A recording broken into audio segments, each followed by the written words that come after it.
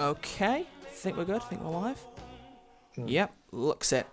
Right, hello everyone. Welcome to the stream. We've been hyping this up for a little bit, and hopefully it's going to be as good a time as I've been talking about. Otherwise, this will be embarrassing. But we are here, and we're live with Damion Poitier, as most of you know, the voice actor for Chains in Payday 2, amongst a lot of other things. Hopefully things we'll be getting into, as well as the Payday material. But yeah, so if everyone would be happy to welcome him in, we'll get started in just a moment. So how are you doing, Damion? You doing well?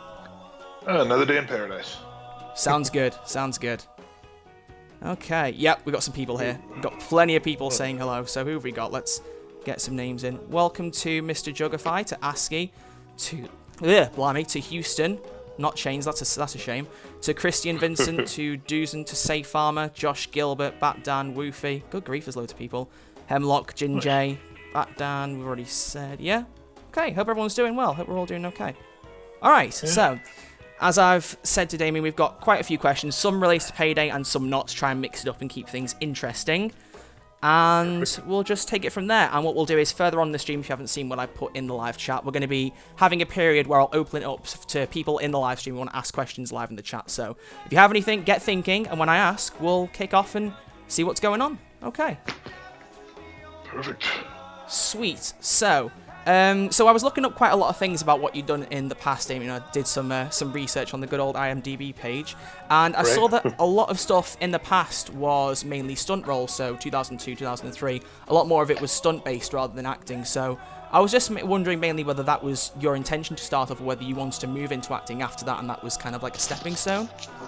Well, actually, I started as an actor and ended up getting involved in stunts.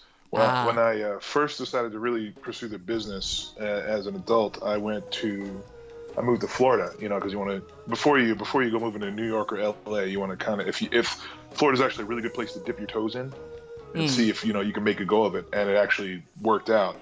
And while I was down there, I met a stunt coordinator named Glenn Wilder. He's since passed on, but he's one of the founders of a stunt company called Stunts Unlimited, which is one of the largest stunt companies in the world. And I went to a low-budget martial arts movie audition, and they liked my moves, and I was thinking, go there for acting, but they kept the guys who were running the audition were stuntmen, and they kept a hold of me, and they introduced me to Glenn, and then he had a show going on in Orlando, and he's like, "You want to be a stuntman?" And I was like, "Well, action is definitely something I quite enjoy, so it's a good way to get started in the business, so let's do that." Yeah, definitely. No, yeah, that sounds good. Yep. That sounds good. And then it actually ends up, stunts are a lot of fun. So it pretty much really, really pushing my acting, because I was doing so much stunt work and having so much fun. Yeah, exactly. Yeah. So that was a pleasant, unexpected tangent that lasted quite a few years. And even today, I still get calls and still end up doing stunt jobs here and there. Yeah, it's good if it's something you enjoy. You never know. Maybe in the future with Payday, they could try and get you to do some stunts as Chains. Who knows? Get best of both worlds then. Oh yeah, no, I keep pushing them to put more action in the trailers. I'm like, guys, these trailers, none of the action in any of the trailers, the Payday guys. Like the only one I think of was like there was John Wick and there was Jimmy. Yeah. And that was like, other than that, it's all it's always either someone they're shooting it somewhere where I'm not involved, or somebody else is. Someone else is doing the action in the trailer. I'm like, I know what I'm doing. Yeah, exactly. I can do this. We should do this. Well, I mean, the stuff we've seen has been brilliant, and they've certainly upped a lot in quality as time's gone by. I've noticed that as well. It's like you look at the web series, and then you compare that to, for instance, the one with Jimmy and Hardcore Henry. Like the way things have improved over time. It's like everyone gets into the roles, don't they? Yeah. Well, they get in the roles, and the company, when they started, they were not really into doing trailers. Trailers was an aspect of another individual who was involved at the time, the guy who brought me in, right. And he was more interested in the video media of it, whereas Starbreeze primarily up until that point had just been about the video game. Yeah, exactly. They realized the potential in the more live stuff, where they wouldn't have had seated in the rights and had that situation going on, but it wasn't really a thing that they were about until after the web series, and they kind of saw the value of it and the fact that the fans were responding to it. Yeah, exactly. And you mentioned the John Wick trailer. I do want to touch on that in just a minute, but I feel like it's probably a better move to ask about the whole process of becoming Chains, because for those of you on the stream who don't know, some of you may not, is that Damion actually wasn't Chains for the first game in the Payday franchise. It was voiced by somebody else by the name of Howard Thompson. Yeah, that was the correct name. I was worried if I messed that one up. That's good. But yeah, it was more just a few people that asked, and I wanted to know this myself. It was more that how did you actually manage to get that role? Because obviously it'd be different compared to everyone else because the second game was the first one for you. Right. Well, I actually auditioned just for the web series. Okay. Then because we did the web series was produced before anything started with the second game. Really? I did not know that. Yeah. Wow. Yeah, it was kind of a connection point between the two games. So once the web series was produced, and like to be 100% honest, like a lot of us going into the web series did not know much about the game. Seriously? Yeah, it was well. There's so much. You got to think about it. There's so much media out in the world. Yeah. You know that if you, it was like, hey, there's this game, da da da da. You know they're gonna do a web series for it, and then push on other things. Would you be interested in participating? Then I was like, yeah, sure. I'll do it. So I didn't know too much when I first went into it, and then. Like I said, there were so many fandoms. Yeah, it's hard definitely. to keep up with everything. So, and then first person shooters, I'm much better at shooting than I am at playing first person shooters. So I'm really glad they're going VR. But yeah. No, yeah, that's brilliant. I had no idea about that. Yeah, so I really just not much of a first person shooter guy. So, the game didn't really cross my area of interest until after I became a part of it. But then once I became a part of it, I was like, wow, this is amazing. Yeah, exactly. And it's funny how much just someone opening your eyes to something really gets you into a whole different way of thinking and really getting invested in something that you just didn't even know you'd be that interested in. Yeah, for sure, definitely. And I mean, I suppose that kind of benefited you a lot more because by the time you got around to actually doing the voice acting, you had more experience playing as Chains, so when it translates into your voice lines, you'd already have practice by that point to some extent. Right, yeah. I'd done it live action. I'd shot guns as Chains. I'd literally robbed the bank as Chains before I have stepped into the voice booth. That's brilliant. I honestly didn't know that. That's really interesting. That's really nice. Okay. Mm-hmm. Well, yeah, so if we move on, because obviously the live action stuff started with the web series, which we'll go on a little bit more. There's more to do with the web episodes a little bit later on, but I just wanted to know mainly, you mentioned earlier about the John Wick trailer, and obviously that being the main trailer where you kind of had the leading role. So right. I just wanted some kind of insight onto what it was like to, have a trailer where you were like the center of attention and it was mainly about you. Like, what was that experience like for you? Oh, it was awesome. I had so much fun. We shot that in Sweden at the Archipelago, and I just had a blast. I flew into Sweden. I got to tour the Starbreeze offices, meet a lot of the developers, actually play the game in Starbreeze offices, and then after that we drove out to the Archipelago. We shot everything, and it was just a wonderful experience. It's funny. The only there's like, and I mentioned it. There's an interview you guys will see later on. Like aside from a couple things, that's been one of my favorite things I've done, and those things related to my performance, not anything that production did. Yeah, no, that's brilliant. But yeah. I had a lot of fun with that, and I mean, it was just to find that the company was so interested in taking, because I don't think any other game has crossed as many mediums as Payday has in terms of going from, a first-person shooter to a web series to live-action trailers for the. I mean, does any other game do live-action trailers for their updates? I think there's probably some that have probably tried to or to started, but never to the extent that Payday has. Because I mean, they had a web series for starters, and then beyond that, the amount they've done is ridiculous. That's what I'm saying. I mean, I've seen live-action commercials that are like. Adjacent to the game, but I don't think that I've seen live action trailers. No, not. I think the closest that's probably happened is probably because Call of Duty do that once a year, don't they? They have like one trailer before the game comes out, which is live action. But to be honest, even then with those though, that doesn't really, to an extent, advertise the game as such, because it's just kind of an excuse to slap a few celebrities in. Really, they're not usually that brilliant.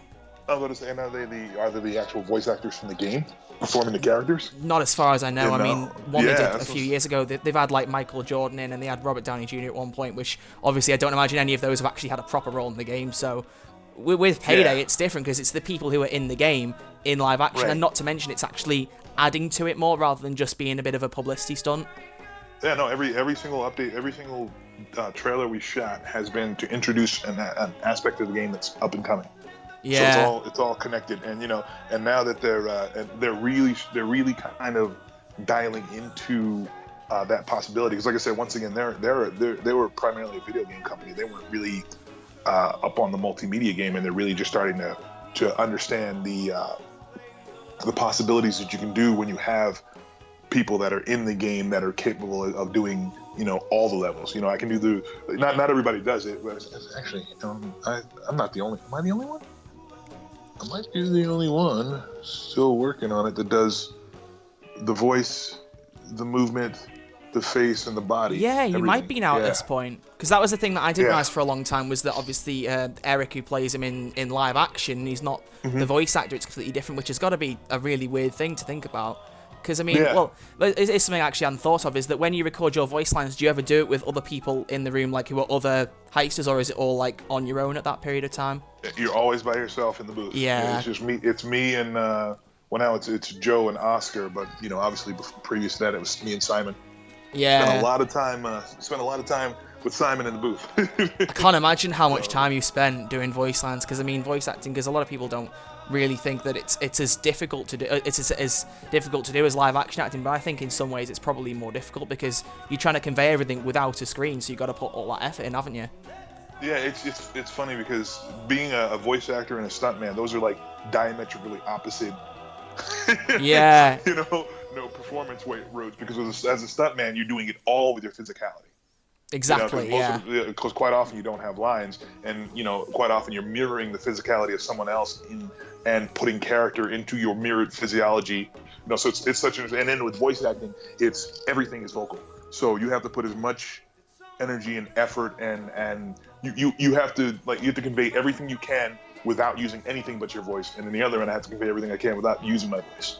Yeah, exactly. So yeah. And Okay. I've done a few other voiceover things that have been pretty fun that have ended up, like I worked on World of Warcraft Okay. movie. I didn't know you were doing some- involved in that. No. See, I'm Yeah, I still did learning some- things now. I did some background orc voices for that. Ah. And the coolest part about that was I actually got to see, like when we started doing the background orc voices, it was like very early in post-production. So I got to see from people walking around in motion capture suits to fully rendered orcs. Oh, Like wow. I got, over a series of months, I got to watch the entire process come together, and it was incredible. Yeah. It was That's gotta be it was crazy. absolutely incredible seeing that kind of just seeing where it comes from and where it ends up going. So Exactly. Yeah. Well, that's Yeah. got to be cool to see. And that actually that translates really well. You've done well there. You've done my job for me, because I was going to ask you about motion capture, because I've noticed that you only had 2 roles. Well, I mean, I've only seen 2 roles. I'm not sure that there's more to it, because I couldn't find anything about World of Warcraft, so there might be more than I know. But well, no, World of Warcraft was just voice work. Motion capture, I did. If you've seen any of the cutscenes from Halo 2, the Master Chief Collection, I haven't myself. But I'm sure a lot of people have. they completely redid all of the cinematics in Halo: The Master Chief Collection. Really? For Halo 2. Yeah, and I played Sergeant Johnson, the Heretic, most of the brutes and most of the elites were me in that. Okay. And we spent like 27. I think it was like 27 or it was around 30 mocap sessions. Wow. Just going through that. And I did for Halo Wars 2. I did Atriox. Most of his motion capture was me. And then there's 2 ancillary characters, and I cannot remember for life me the name right now. But there's 2 ancillary characters that came out that are 2 brutes underneath Atriox, and one of them I did all his capture as well as some other brutes and the brood and stuff like that in the background. So there's a company called Blur that does incredible cinematic animated cinematics, and I've been working with them like for a while. I do most of their big guy stuff. whenever they need monsters or bigger movement. Yeah, they call no, me. exactly. Mm-hmm. Yeah, well, I didn't know you'd done like motion capture related to that. They need to update some of the pages about you because that's what I've been relying on. The only things that I had down was that you were in a game called True Crime New York City from 2005, and then also some mocap for Spider-Man 3 in 2007. I did Craven and Robbie Robertson. Ah, okay. For that. And there's been a few others. I don't remember everything. Oh yeah. Well, I mean, I was thinking. I looked at it and I thought there must be more than that. There had to be. Yeah, there's a lot more than that. And I did. There's more. I have to look it up myself. No, yeah, that's brilliant though. That is really good. I thought I'd seen you on a few things for Halo, but I've never personally been a major fan of Halo. I think I own one of the games, so I need to actually go, and I'd be really interested to see some of that. So I'll have to do that. But yeah, I've got one more question related to the whole live action Payday thing for now. I'm sure there'll be more questions for people further down the line, but it was just something I was wondering about because obviously it's with Payday 2's live action thing being so unique and not being similar to any game really in the way they handle their trailers. I was wondering if you're like on contract for the trailers, like whether you sign up to do a set amount and then it gets renewed or whatever, or do they just ask you to come back whenever you can? They call me and say, when are you available? We want to shoot something else, and then we work from there. Okay. I was going to say, because it's not like they do one every year, is it? It's very kind of hit and miss when they actually make one, isn't it? Yeah, and moving forward, there's going to be we're going to adjust that. Oh, right, okay. And in terms of figuring out, a better way to move forward and everything, there's going to be some. I'm not going to say anything else. Well, that says a lot. That says a lot. That's something that we can keep hold of, because I know Eric keeps tweeting out little hints about live action things, and they keep thinking, where's this going? So definitely something in store from the sounds of it, which is very good. But I won't push you any more than that because I wouldn't say there isn't. There you go. That's more than enough. That's fab. That's brilliant. Much appreciated. Yeah. Okay. Right. So next thing I want to move on is something that you and I have spoken about before, but a lot of other people probably don't know, is that you've probably had several roles in music videos. Again, this is probably something that hasn't been put up enough because I couldn't see a lot of this. But for those of you who don't know, Damion actually had a role in the music video "False Alarm" for The Weeknd, and we had a conversation about this because the whole thing of that video is it is a bank robbery, which I thought was particularly ironic given your background with Payday. Oh, it was well, not only that, but it was directed by Ilya, who did the Hardcore Henry, obviously, because Jimmy's his character. He did the Hardcore Henry. He directed that. Oh wow! That trailer. I didn't know. That's brilliant. Yeah, so I met Ilya on the Hardcore Henry trailer, and then completely, just out of the blue, there was an audition for a bank robbery thing that came up, and I saw the director, and I was like, oh, I'm going. Yeah, no, it's brilliant because I know you said to me a lot of it was ad lib, and it was full of Payday references when you did the audition for it. Yeah, when I went in the audition, because I knew Ilya was going to see the tape, so I just completely riffed off of the fact that it was Chains working with another inferior crew. Like my entire audition was based off of that. Just because I said it was Ilya, and I'm sure he was cracking up when he saw it. And then we actually called over to Payday to make sure it was cool. Yeah. And I was playing a character in another, a bank robber with a mask in a different. Yeah, it was brilliant. They were all about it. So, yeah, it was good times, and that was a fun shoot, man. It was working with first person camera on. It's a completely different experience than working with normal cameras. Because it's kind of theater in the round. Yeah, of course. Well, it was all very much on the move, wasn't it, as well? Right. Oh yeah, and it's very much like a virtual reality shoot but fortunately, he directs where the camera goes. Yeah. But yeah, Ilya is the cameraman for all of that. So he's actually strapped the camera on his body, and then you have to figure out what the framing is and everything like that. It's an incredibly interesting process. I'd love to do more of. Yeah. Was it actually done as a one shot or sorry?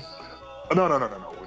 He has a way of editing that he can use swipes and head turns and things like that to meld scenes together.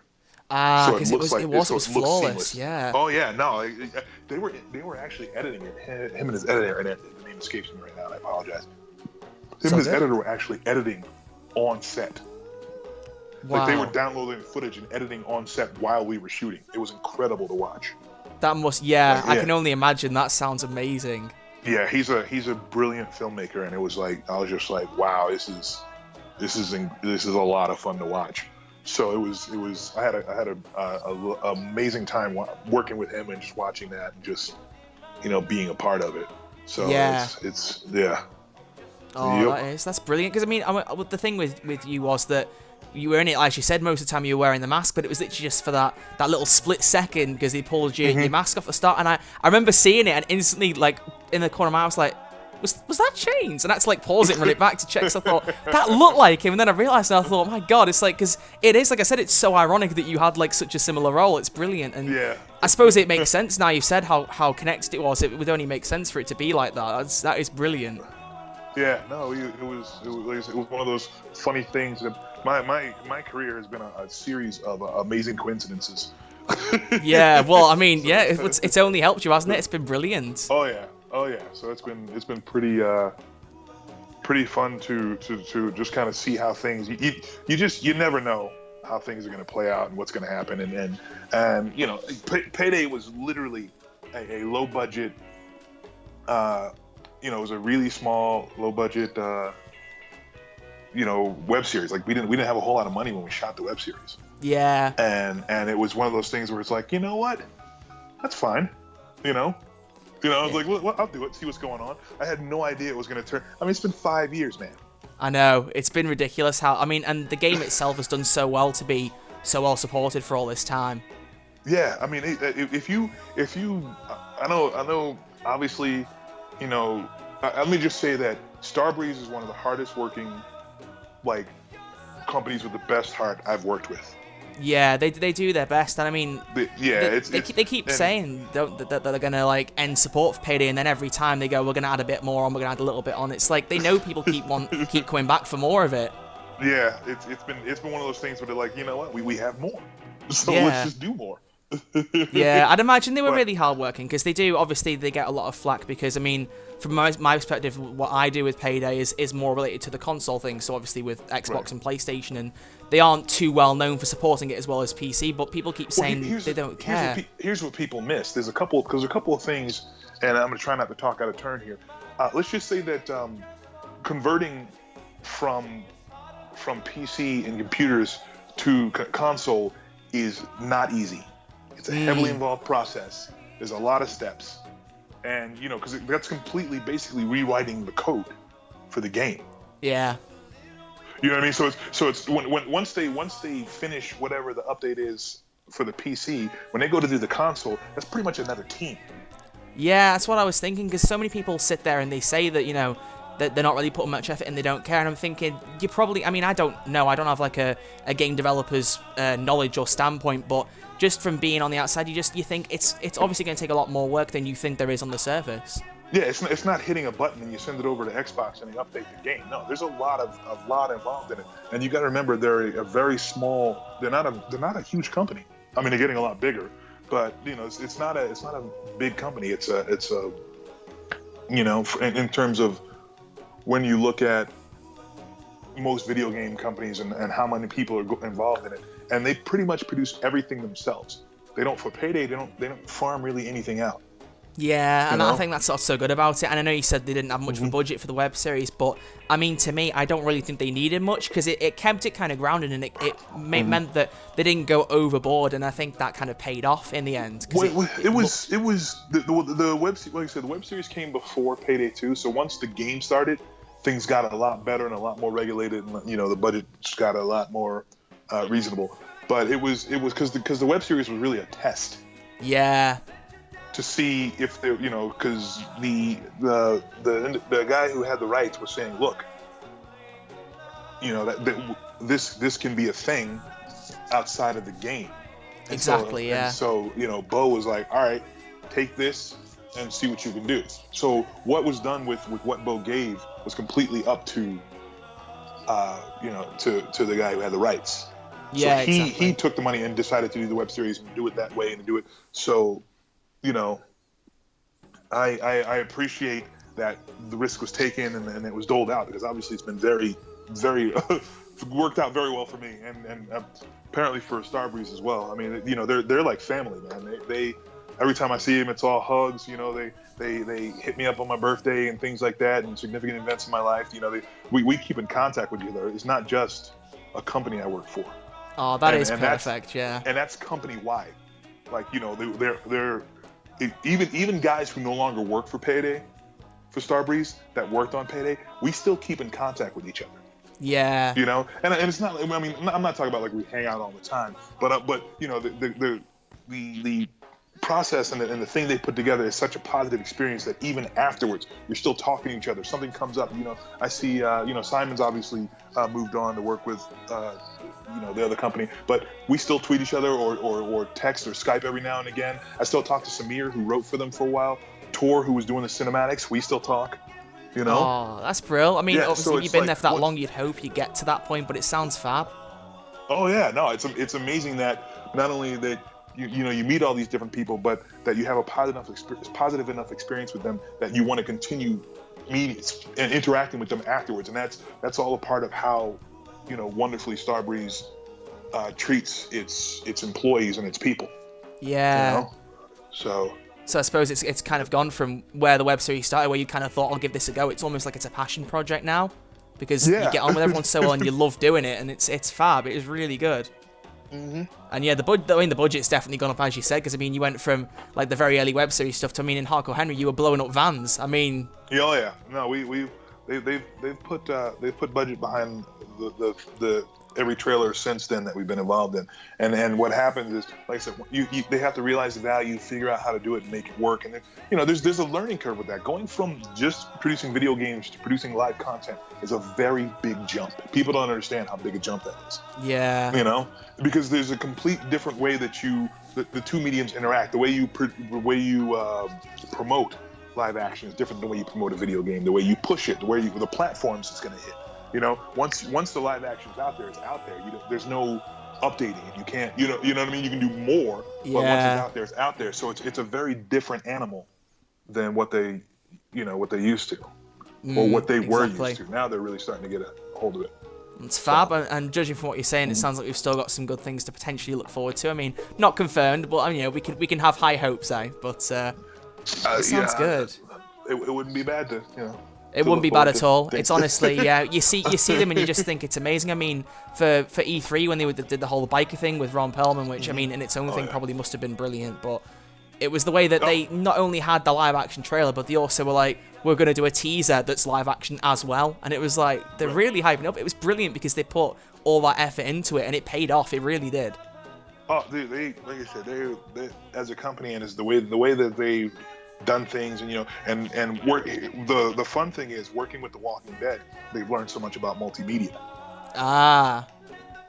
You know, because they're doing the Overkill Walking Dead game, and they're learning so much about, you know, crossing platforms and things like that, and different mediums, and translating properties and things like that. And that's all going to benefit all of us moving forward. Yeah. You don't happen to be involved with that game at all by any chance, do you? Or are you at liberty to say, or? They are figuring out what they're doing. I guess I'll leave it like that. Okay, fair enough. No, that's fine. Yeah, that's brilliant. Okay, right. I like how that was one question about live action. We just went off on a major tangent. That was brilliant. It's really good to, because I mean, you can watch it and you can proclaim that you know things about it just because you make videos and stuff like this. But I've got no idea about half the things that you've said, and it's so interesting to hear half the stuff that you've been saying. Well, thank you. Yeah, no, it's fun. But yeah, so the next thing I'd like to move on to, which is probably, I think, judging from the response that some people have said when I've set this whole stream up, a lot of people probably still don't know, which was your role as Thanos in the end credits of the Avengers. I wanted to try and get some knowledge as to how that happened, how that came about, because obviously that's quite a big thing, as well as the whole Payday situation. Right. Well, it's funny. Once again, you know, wonderful coincidence. I through my love of, you know, when I came to LA, I came as a stuntman, right? Who was, you know, seeking to be an actor, and through my connections, I came to realize that the majority of the shows that I liked, that I was actually watching when I moved to LA, I had access to the stunt coordinators. Really? So okay. I got to work on all my favorite shows. You know, when shooting in LA. Oh wow. You know? Yeah. So every show that I liked that I was shooting in LA, I think the only one I missed that I didn't work on, if I recall correctly, was Buffy the Vampire Slayer. Okay. Yeah, But other than that, everything that I was watching that was shooting in LA when I moved to LA, I worked on. And but I worked on Angel, I worked on Firefly, and I worked on Dollhouse. Oh, those are brilliant. Yeah, some really good shows. Obviously, those are all Joss Whedon projects. Right. So I'd met Joss, and we became, friends is a strong term, but close acquaintances. You know what I mean? Every time I see him, it's all that. So, and then my representation at the time was like, hey, do you want to audition for a non-speaking role for the Avengers movie? It's like a makeup role. Do you want to do that? And I said, yeah. Yeah. I literally spent 20 minutes talking about Avengers with Joss the year before at Comic-Con. Like at least 20 minutes. We were just talking about Avengers. Oh, wow. So that must have been amazing to get asked. Yeah. So then they're like, you want to do that? And I'm like, yeah. So then I went in and auditioned and, got the role. I had no idea what it was. I just knew that it was a non-speaking role. I actually thought it was going to be, and I've said this in a few other interviews, I actually thought it was going to be like a Skrull. Okay. Because I thought they were going to bring the Skrulls in back then. Yeah, because they're already bringing those in now, aren't they? Yeah, they're bringing them now in Captain Marvel, but I thought that the Skrulls were going to come in back then. I didn't know they were going to go as big as they were going. Yeah. I mean, with the way it's took off now, it's been ridiculous. Yeah. I had no idea that they were going to bring Thanos in that early on in the cinematic universe, because that's huge. Yeah, so it is. I really didn't have any kind of concept. I was literally in the makeup chair when I found out. Really? Wow. I've seen some of the photos of you of the makeup. Yeah, that was. Yeah. Oh, the makeup was it was sick, dude. It was. I'm like, wow, that would have been a really good makeup to see brought to life. Yeah. So I said I found out in the chair, but then I ran into a conundrum, because the truth of the matter is, okay, now I knew this, but as an actor, I didn't have enough credits to support them continuing to use me. And I knew that. I was like, they're not going to bet, even though it's a heavy makeup role and I have a lot of stunt experience, they're not going to bet, the largest, what are going to be the largest, the culmination of what they've been building in the cinematic universe on an unknown. Not unless I had somehow found an incredible way to distinguish myself before they went to use the character again. And so it was between that and Guardians of the Galaxy. I knew I had till Guardians of the Galaxy came. Yeah. Or till Guardians of the Galaxy started filming to do something, and just the timing just didn't work out. I was unable to find something that was going to distinguish me as a performer, other than a stunt performer in that time. So obviously, when they went ahead and they cast somebody else, and and then a lot of people were saying, maybe I should start a fan petition or just start being publicly active, letting people know I was, after it had been revealed that I was the role. And I don't know, I find that inelegant. Yeah, no, I know what you mean. I mean, it's proven to be effective in quite a few situations, but it's not really my way of going about things. I feel when I get there, it'll be because I earned it. Exactly. No, I know exactly what you mean. And it's funny. It's really, really funny and silly to say that, because if you have any idea how entertainment works, that is an absolute oxymoron of a statement. Like you have no idea. Like I've like I said, look at Payday. It was a low. When I went to the audition for Payday, I didn't even know I was auditioning. Ah, right. My friend who I worked on another project said, "Hey, come by the office." And I was like, "Oh, okay." So I came by. I was like, "Go upstairs and talk to him." Like I didn't even know. Like I had no idea. And there was a bunch of people in there, and they all looking around like, "What's going on here? This is weird." So I go upstairs, and there's a camera there. And he's like, "Read these." And I'm like, "Huh?" They just jump you with the sheets, like, "Oh, okay, right, let's do this." Yeah. Like, and I read the scene from the web series where we were talking about, where Dallas comes in, and I'm sitting there with Houston, and we're talking about being bank robbers. Like that was the scene.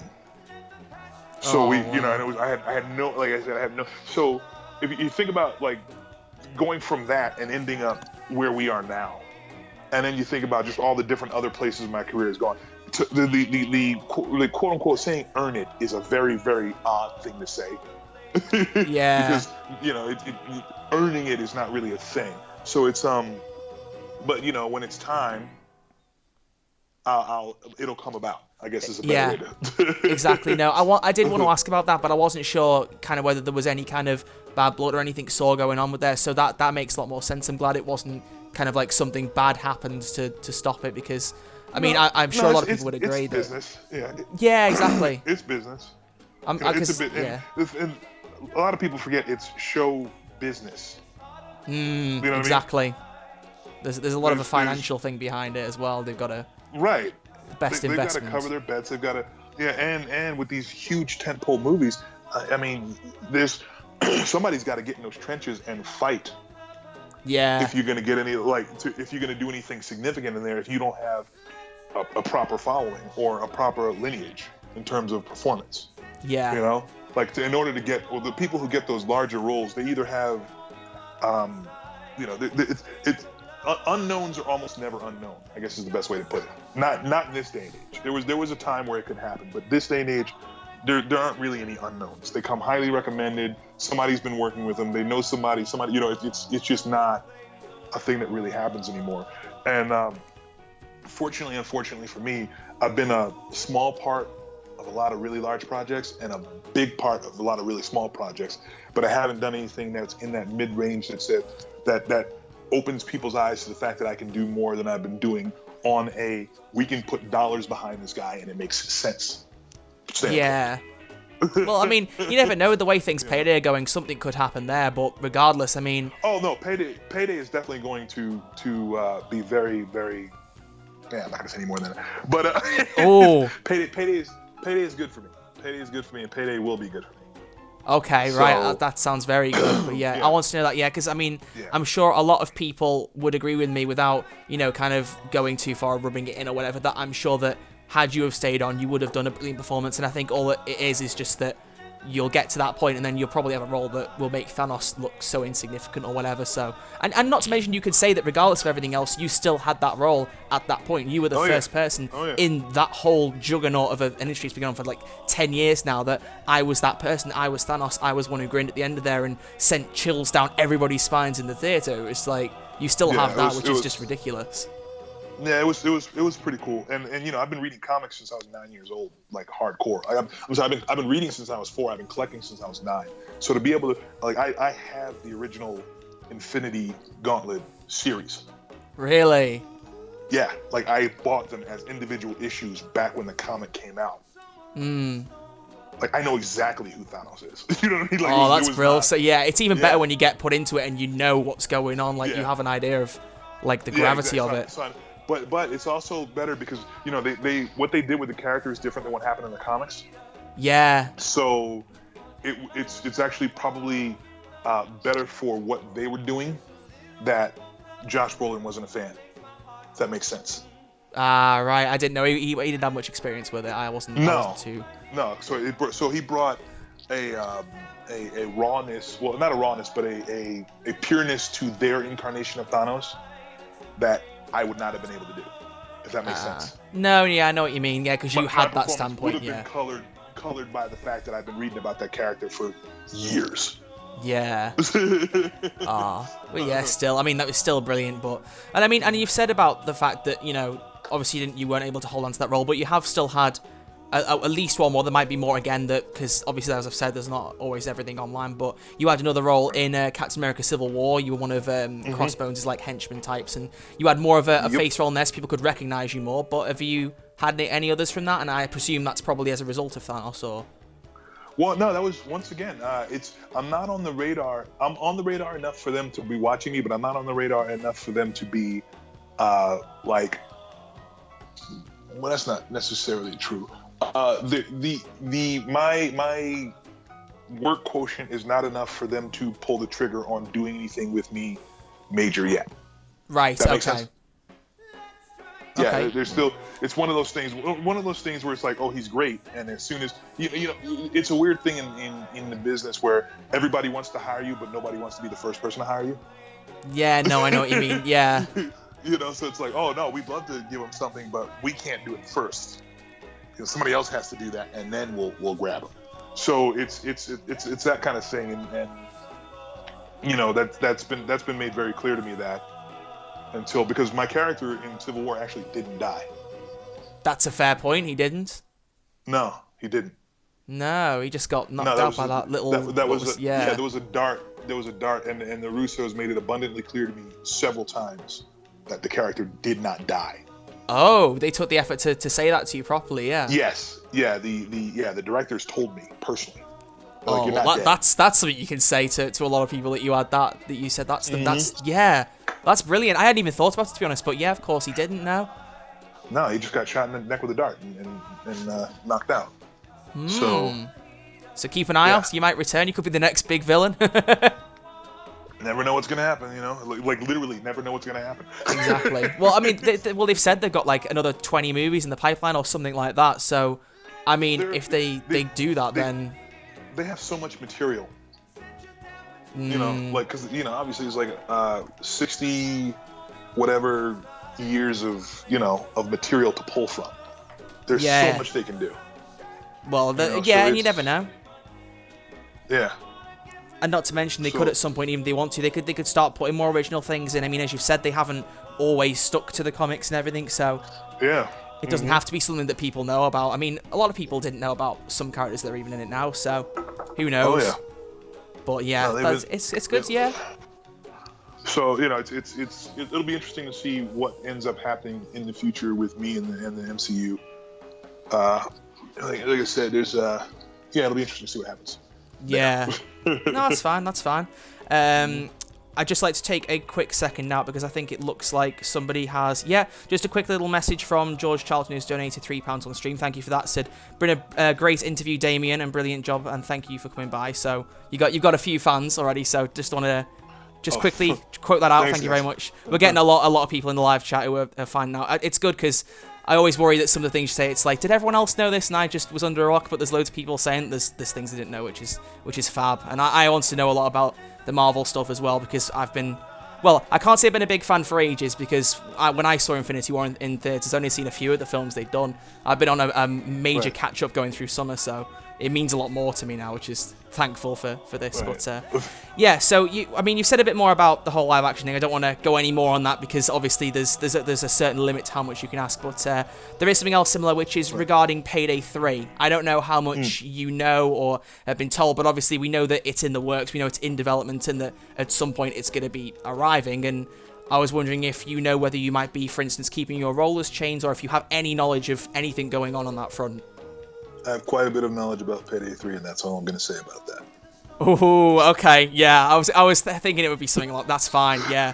Because I know there's a lot of people who I mean, I've done. It sounds like I'm being a sellout. I genuinely mean I'm not coming across the way that I should be. But I mean, I did a video talking about Payday 3 back in January, and most of the comments that it got were people saying, "I hope that these heisters come back," because that's the main thing. I mean, the game itself can be amazing, but as long as you've got the people in it that you like and you've got characters that you like, then that's what matters. So you saying that will mean more than enough to a lot of people. So that's really good. I'm glad to hear that.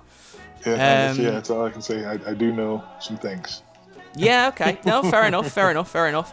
And I've got one more question down. I'll move on to a few others that I've got noted down in a moment. But the last thing I had was I noticed also that you've had just a couple of little stints as being a writer. I know you did a short film a few years ago called Bad Roommate, which I watched earlier on. I hadn't actually heard of it until earlier, which I liked. And I was wondering, is writing something you'd like to do a lot more of going in the future, or is it kind of more of a hobby, or what we thinking?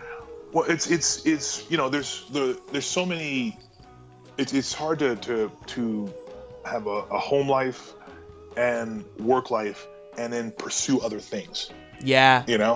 So it's really challenging for me to find the time because I mean that short. I wrote that in like 3 hours. It was just a silly idea I had. I wrote it in 3 hours and we just put it together and filmed it.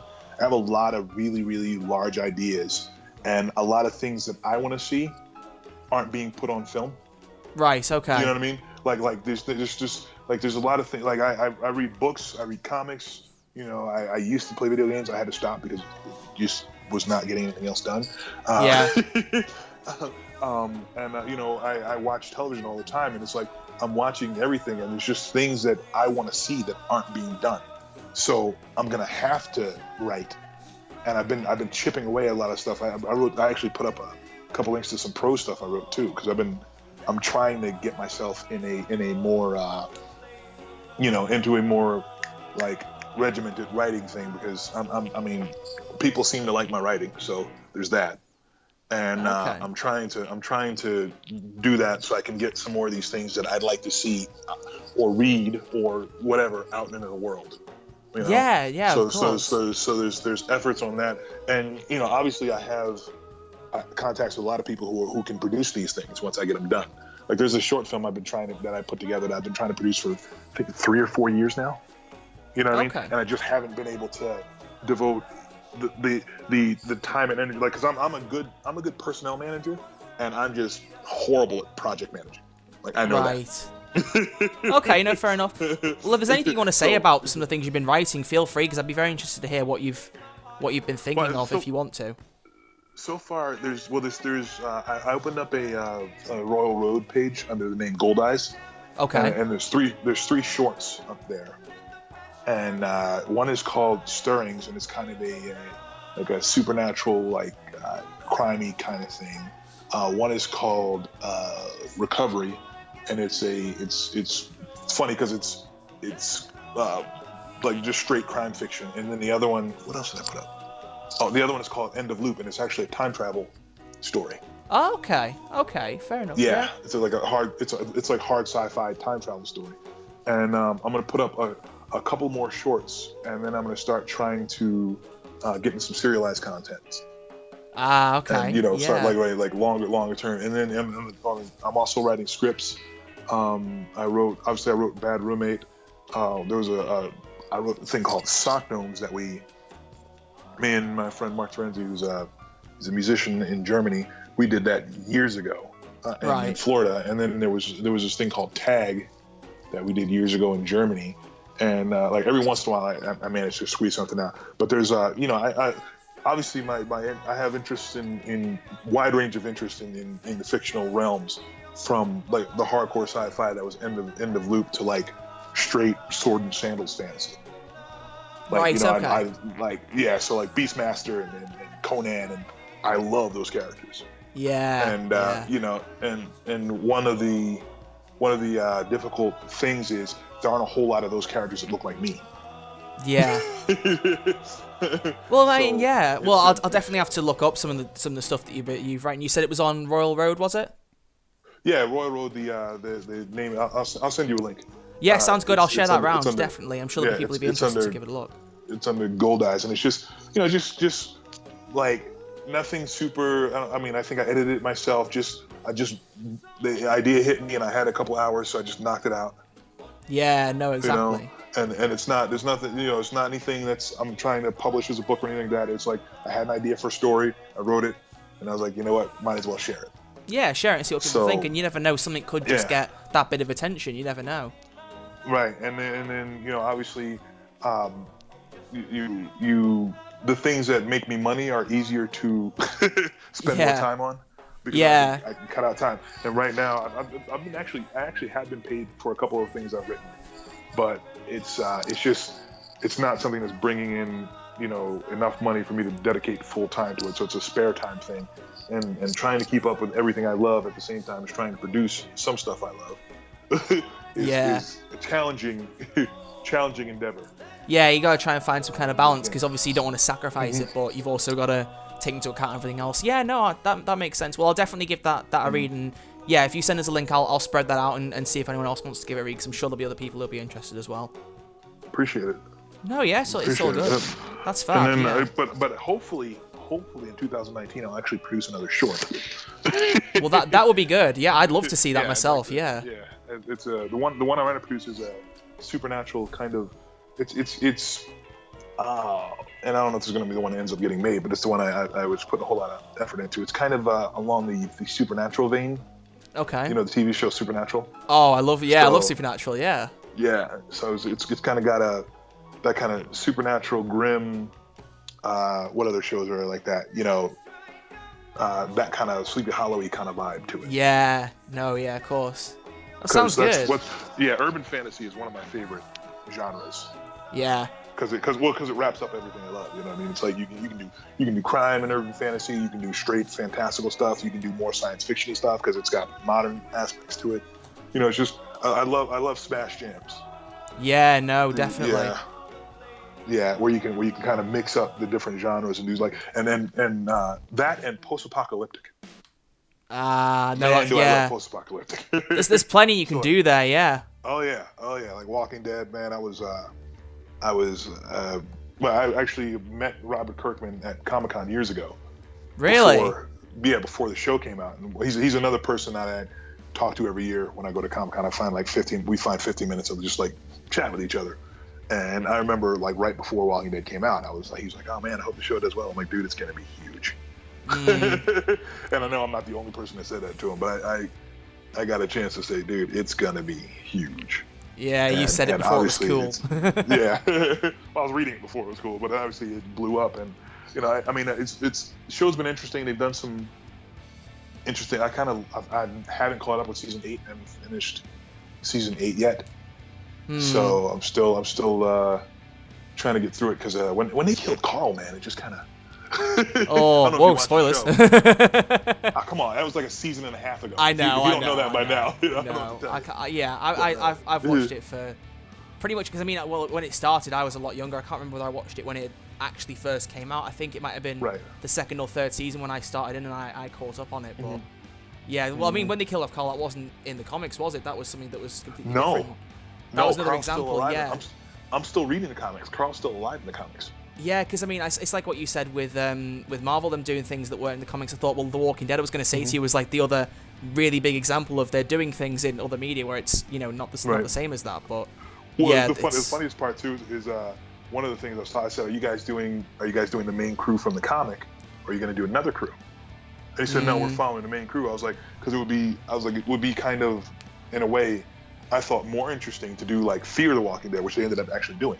Which is something else happening in the same world, and that way you're not bound by the conventions of the comic, and you're not taking away from, because when you do something like Kill Carl, you end up really messing with the comic side of things, which obviously everything has its own life, and it's good that the show really has its own life now, especially with Andrew Lincoln leaving after this season. I know. I'm still nervous about that. I'm like, how are they gonna do that? But it's interesting when things take on their own life. But with something like Fear the Walking Dead, you have no limitations as to how, you can do, as long as you stay within the world, you can do whatever you want. Exactly. Yeah, I read something about that because Lenny James, who plays Morgan, he switched over from The Walking Dead to Fear. I mean, I haven't actually seen much of Fear. I've only just started watching it because it hasn't been properly put on the UK until recently. So I'm just trying to get into it now. But I know he said in an interview that he was happier to switch to Fear at that point because there was more room for character development because they were trying to do different things there, which I thought made a lot of sense. And it would have been, I mean, if it would have been nice if Andrew had told them he was leaving before Lenny switched. I know, yeah, it's a shame because he would have been a good person to kind of keep that going. Exactly, it would have been good. It would have been good. Well, I think they've offered Norman Reedus, who plays Daryl. I think I've heard something saying that they'd offered to bump up his page for him to kind of take the lead, which would be good. But and yeah, what you said about because his character isn't really set up for that. Yeah, because his character didn't even exist before they started the show, I'm pretty sure. Because didn't he audition for Merle for his brother, and then ended up saying, well, we don't want you to play Merle, but we want you in the show, and they created Daryl from scratch, I'm pretty sure, as a result. Yeah, pretty much. That's from what I understand, that's what happened. But it's like the character was never set up. And it was interesting because Daryl really changed, just from the jump, Daryl really changed what ended up happening with the character. Because the character of Tyrone, was so... You know what I mean? He was so displaced by Daryl. Yeah. That it really changed his trajectory completely. Yeah, and obviously having things like a new character that can completely change how the show works, and again that goes with them not running with the comics.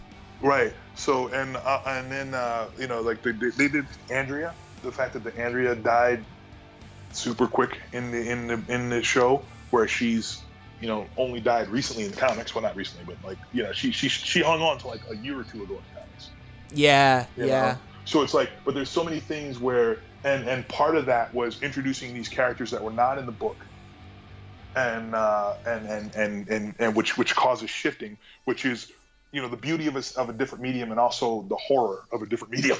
Yeah, no. And what they said about like keeping like following the comics to an extent. It gives other people a chance to do things different. The Walking Dead, like with Overkill, and then also with Telltale Games. I mean, obviously with the news that they're going to be closing down is really sad to hear. But their last. That's horrible. I know. And I'm so upset about that. It's not only that the fact that they're closing down, but the way they ended up doing it was, they basically got a half hour, man. Yeah, it really is bad. I mean, I'd heard stuff before about the layoffs and they had a lot of bad things going on within the company, but I mean, it's awful to hear about it, because the games they've done, especially for The Walking Dead, have been so special because they did something completely different, and it was really good. I mean, I'm just worried myself. I mean, it's awful the way it is, but I really hope they finish the game off, because it's been going for so long. It's like it's like a juggernaut. It's like they're going to. I don't think they're going to, man. I think it's over. Doesn't sound like it. If they fired everybody but 25 people and it's all, exactly. It's over. Like I've seen some things saying that they've kept the skeleton crew on to finish off some kind of board deal with Netflix, something to port their Minecraft game over or something. And then I've heard other people who've been kicked out saying, well, most of the game has been finished by this point, so the people are probably going to stay on and finish it. So until they say something official, which they said they will in the coming weeks, then who knows really? But yeah. Well, once again, that's the danger of it's an unfortunate. One of the wonderful thing about today is there's so many entertainment offerings. Yeah. You know what I mean? You can find so much in that you enjoy, and find so many people that are doing things you enjoy, and it's amazing. It's like a wonderful time to be a fan, and a wonderful time to be an entertainer. The problem is, with so much entertainment being out there and so many offerings being out there, the margin quotients or the margins that people are able to maintain are much lower than they used to be. Yeah. So the amount of money you're bringing in versus the amount of work you're doing. That's what they said, because they said they tried really hard this year to change things around, because I think that was the problem with them, is that they stretched themselves too thin. They did too many things at once. But then they ended up burning out their employees, and then obviously they get and now they don't even have severance packages. They don't have they're just out on the street. It sucks. It really sucks. And you're killing yourself for this company, and you're making wonderful product and hopefully at least halfway decent money, and the next minute you're out on the street. Yeah, it's awful. And it's like it's horrible, and it's a cautionary tale to what you push your energy into, as a creative or a performer or developer or any of that stuff. It's like you can't. You really have to. Too many people lose themselves in a project. It is a real shame. You have to make sure that you're taking care of you while you're taking care of your product. Yeah, exactly. And I feel really bad for those guys, because they were putting out quality work and obviously enjoying it, even though they were killing themselves to do it. Yeah. So hopefully they all find work, but yeah. Anyway, they will. Yeah, somebody will pick them up, because they should. It may take a little bit, but they'll figure something out. Yeah, I hope so. But yeah, so I mean, well, that was quite the sidetrack. That actually wasn't. That was good. It's good to kind of go off a little bit. I was hoping that would happen. Last thing I want to talk about, just before we move on to actual community questions, I've got some written down from the community, and then we'll go to the live stream chat. So if anyone has any questions, make sure you've got them ready. But I just wanted to know a little bit, because there's one show I've seen you retweeting a little bit that you're involved in called Ask Your Black Geek Friend. I just wanted to know a bit more about that, and for other people as well, because I've seen it but never actually seen it. Right. So it's so basically, like I said, I've been doing geek stuff since I was a kid. Always loved it. Been deep in the world. I played D&D every weekend when I was a kid growing up. I was video games when they first started. I was all over it. Me and my friend figured out that you could actually port in and port out your characters in Baldur's Gate and drop all your stuff and collect it. Yeah. And we ran through Baldur's Gate. I've been heavily into geek stuff forever. Yeah. And so like I said earlier with the characters, is one of the things I noticed is that there weren't, when I first got involved, a lot of characters that look like me. Yeah. In these different offerings, and obviously at some point, it became a wider concern, and so a lot of things, they started, there's a lot of race bending characters, there's a lot of new characters taking over old mantles, a lot of things happening in that sphere. People are freaking out about The Witcher, primary thing. People are freaking out that they want to make Cerise a character of color, which I completely understand. Yeah. You know, and it's like, but there's so many different things that are happening where there's these I gotta say honestly ham-fisted efforts to be inclusive in these different things that is causing a lot of confusion and upset. And I've noticed personally that people who don't understand or who aren't on the other side of it don't necessarily know how to approach it in a manner that everybody finds comfortable. Yeah. And you don't know how to ask those questions, and you don't know how to, you know, there's something that's uncomfortable about it, and you know, there's nothing. It's weird because there's nothing wrong with wanting to see the character that you've spent so much time and energy and effort and love with presented in a different medium the same way they were in the medium that you fell in love with them in. There's nothing wrong with that, you know. That's not, and because of the way things are set up, it becomes very, you know, it's a fine line between, okay, is this just someone wanting to see the character like that, or is that saying I don't want to see characters like that in this thing? Yeah. You know, so it's a very, very tricky subject, and so I literally was at the offices of Geek and Sundry, and I was hanging out with those guys, and they were like, yeah, we're doing a live stream on Sunday, and we're looking for different things to put up. And I was like, you know, it'd be funny. And they're like, what? And I was like, a show called Ask Your Black Geek Friend, where it's just, you just talk about all these different things, and coming from the part of, you know, like I said, I've been reading comics since I was 9 years old. I understand when they change the race or change the sex or change something about a character that you spent a lot of time involved in, that it's jarring. Yeah. You know what I mean? I understand that. And so what the show is based on is talking about why, explaining why they do it, explaining, you know, what's okay and what's not okay about it, and all that stuff. It's just really having a place where you can feel safe to ask these questions that you may not have anyone to ask, or that you may not understand, you know, or be able to ask your friends in a way that they don't get upset about. Because coming from the fact of being, you know, a minority, there are certain questions I hear all the time. Yeah. And it's very difficult not to get aggravated with people who are asking you a question that you literally had hours of discussion on thousands of times. Yeah, that can get frustrating. Yeah. Yeah, it's very, you know, because and the thing is, it's not coming from a place of, it's coming from a place of lack of knowledge and lack of understanding. You know, you don't know what you don't know, and so you don't know how to you don't know how to phrase questions about things you don't know. Oh, yeah, exactly, of course. You know, I mean, it's like asking a woman about, you know, certain things that go on with a woman's body. You don't know, so you may ask it in a very indelicate manner. Yeah, of course. You don't mean to be offensive, but because you have no idea, you just kind of ask it, and then you know, they get offended. That's something that's universal. That's why I'm using that example. But you know, they get offended, and you don't understand what you've done. No, of course, yeah. To offend them, because you don't have a frame of reference for their circumstance.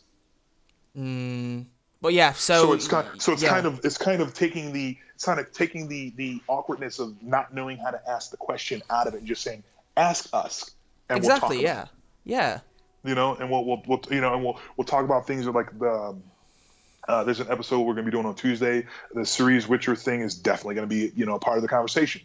You know, it's going to be, and we're just talking about all these different things and how they affect geekdom and fandom, how we move forward, how we use these things to come together instead of letting them rip us apart, which is, you know, obviously not in vogue these days. But everybody wants to use everything.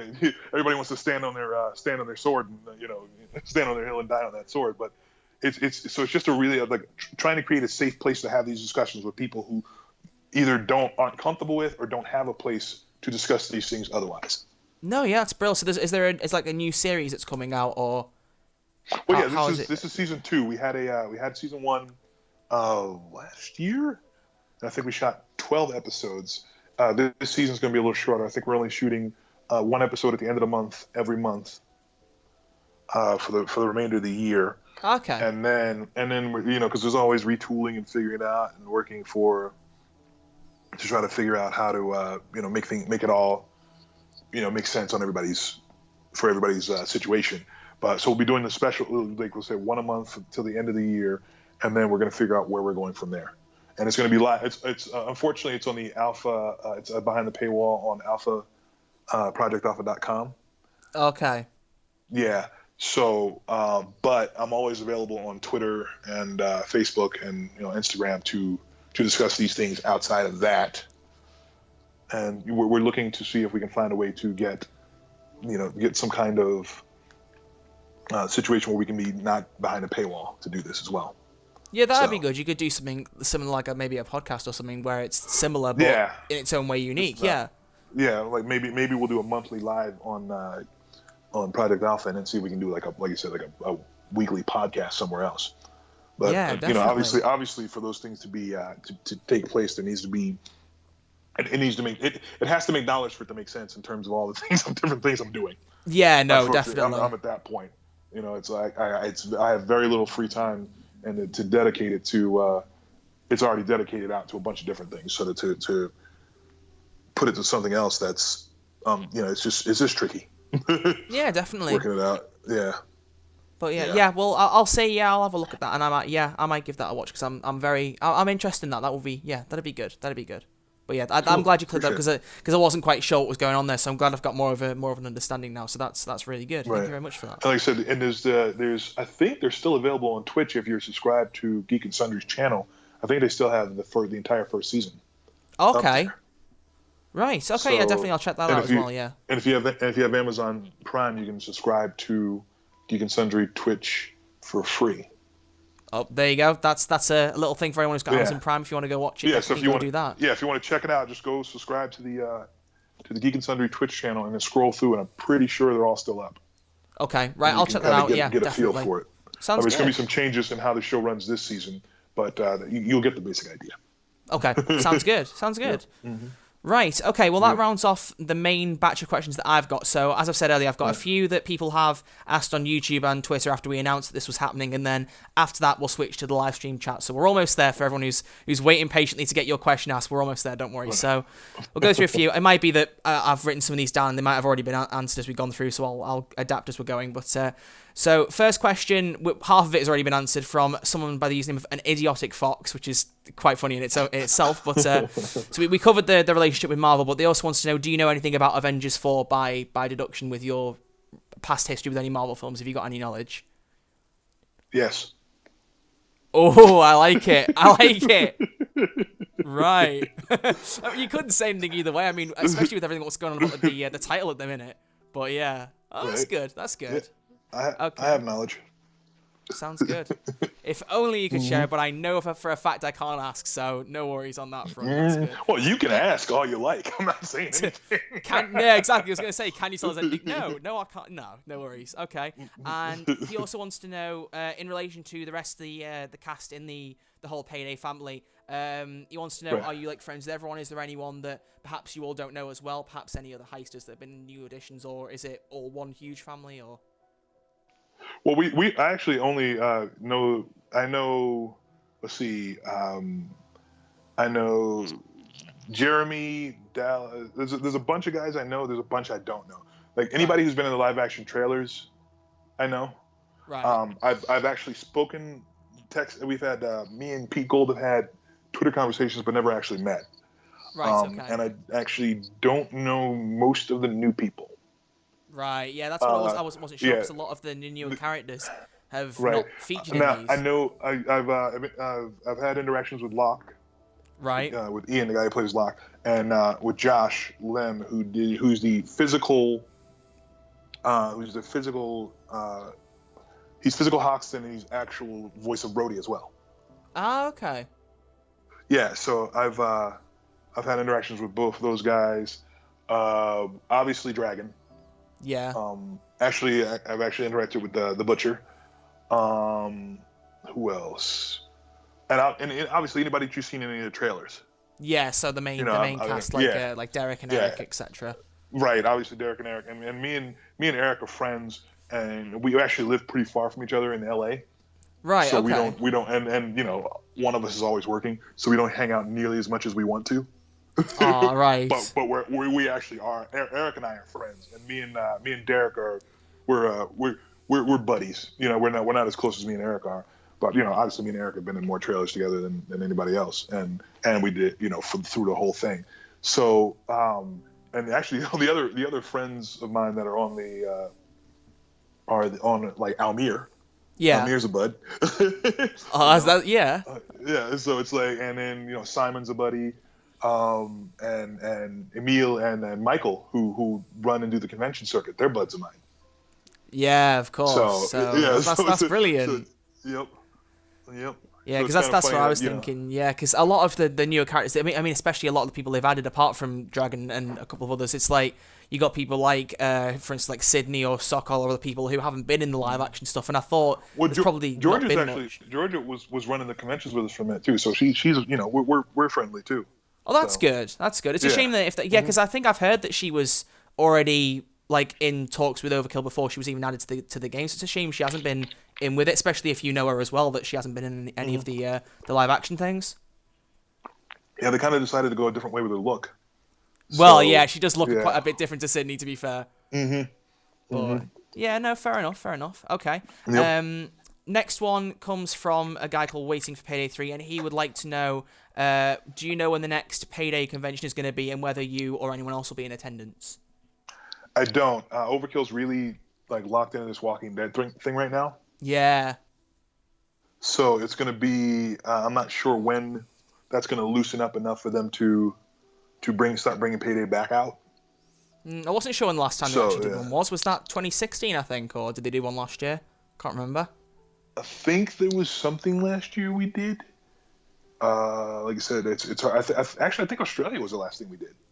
Yeah, Australia. I think. Yeah, I remember hearing that had happened. Because I mean, forget who the Waiting for Payday who asked this. I would love personally myself to go to one because I've never been. I think it'd be fabulous. Well, there's been a lot of talk about Europe. We just haven't been able to lock it down. Like I said, is there small company very busy with The Walking Dead right now, so the European the European whatever that offering is going to be hasn't been locked down yet.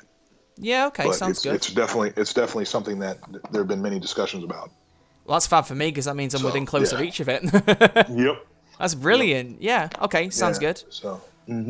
Next question comes from a user by C4 Dead Charge, and he said he's asked if you enjoy being a voice actor. I'm not sure whether he means like as opposed to live action acting or whatever. Whether you prefer one or the other, or it's everything. It's everything has its different pluses and minuses. Right. It's hard to say I enjoy one more than the other because they're such different animals. Yeah. There are the outside the things that are the most difference in terms of performance-wise are all different because obviously it's a very different medium. In terms of outside, the actual performance thing, probably voiceover and acting are more fun because you get treated better. Right. Than you do for say stunts or mocap or prosthetic. Right. Okay. So in terms of the way that they outside of the how you get there, how you get back, literally how they speak to you when they ask you to come to set and things like that. It's different depending on what position you hold. And with voice acting, it's just you, somebody in a booth. So that's chill. You just drive in, you're wearing whatever, super chill. Actually, I have every single recording of all of the my Payday voice sessions since the Hoxton breakout. I have all of them. Seriously? Recorded. Yeah, and I'm about to get them to Overkill. Wow. So I don't know what they're going to do with them. That's interesting. So it's like what? So lines that have already been used, like in the game or in trailers, or like... some that have been used, some that have not. That's why I'm handing them to Overkill. Oh, okay, interesting. So, okay. Yeah, but I have all of my every session. I set up my phone or my tablet and I record them.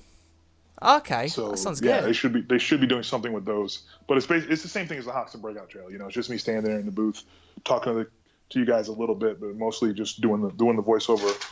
So there's that. And like I said, you go to the booth, you do it, and when you're acting on something, there's just a way they treat you because like stunt people are not cast, but they're not crew. Yeah, they're kind of in between, aren't they? Yeah.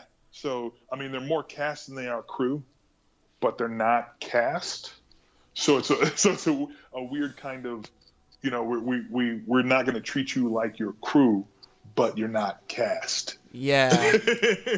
Yeah, I can imagine that would be quite difficult. Yeah. Yeah, and motion capture, it's a bit of a slog. You go in there, you put the suit on, and you just banging out moves all day. So, yeah. It's fun. It's like I said, all of them are enjoyable, but they have their different. And prosthetic work is it's tricky because you're in the suit, or you're in a costume, or you're in something, or you're just in makeup, and it's just it's there. I wouldn't say you're uncomfortable, but you're not comfortable. Right. Yeah. It's just uncomfortable because you're in whatever, and there's a very zen state of mind you have to be in to do that. Okay. So, fair enough. yeah. So they all have their different mediums and different things I love about them. So. Yeah, definitely. Well, yeah. Before I move on to the next question, I just want to, just cause from what you've said there about Hoxton, does that mean that if you've recorded voice lines for that trailer, when you were acting it live action, which I presume was you, because obviously you never see your face, it's behind the mask, so did you do the acting and the actual voice lines at separate times? Did you not actually say the things out loud then? That wasn't me. That Usually wasn't if you? you don't see my face, if you don't see me pull off the mask, it's probably not me.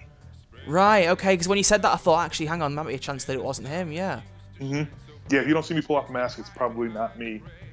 Because timing and logistically, if I'm not going to... That one was just... They were shooting it in Europe, and they were... it just didn't work out timing-wise. With all the things that came together, we weren't able to get me to be a part of it the way it worked out, so they just had somebody come in. And seeing as how there was no... the masks weren't coming off, it wasn't as vital that I be a part of that one. No, yeah, that makes sense. Because, I mean, I've heard about Hoxton, about how, obviously, Pete Gold didn't actually play Hoxton on set, and that they'd mimed his voice lines, and Pete had come over the live-action voice actor's mouth movements. I didn't realise that applied to everybody else. Yeah, so everybody else was wearing masks, so we did that with that one. And there's a couple other trailers where it was, the one where Chains is shooting the minigun. Oh, yeah. That's not me either. That's actually a really good friend of mine who taught me most of what I know about stunts. Wow. in my career. Yeah, so if there's anyone you'd rather have doing it, it would be him then. Right. Well, I told them. I said, "Wait, you guys shooting another live action trailer?" Like, yeah, because I'm not a little dude, and it's a challenge to find somebody my size to to put in the costume. And I'm like, because the guy they used in the Hot Breakout trailer wasn't very big. Yeah, I thought that in my head. I was like, well, it couldn't have been you, because he did seem quite a lot shorter now I think about it, yeah. So I'm always like, if I'm unavailable and you're not going to see the face, use Tyrone, because he's like my size. Yeah. So he did that one, and like I said, if I'm unavailable, that's the way I prefer they go. Yeah, that makes sense. That makes sense, yeah, fair enough. Okay, just a couple more questions. Next one is from Gage2446, and he said, what did you think of Howard Thompson's performance as Chains in the first Payday game, if you're at all familiar with it?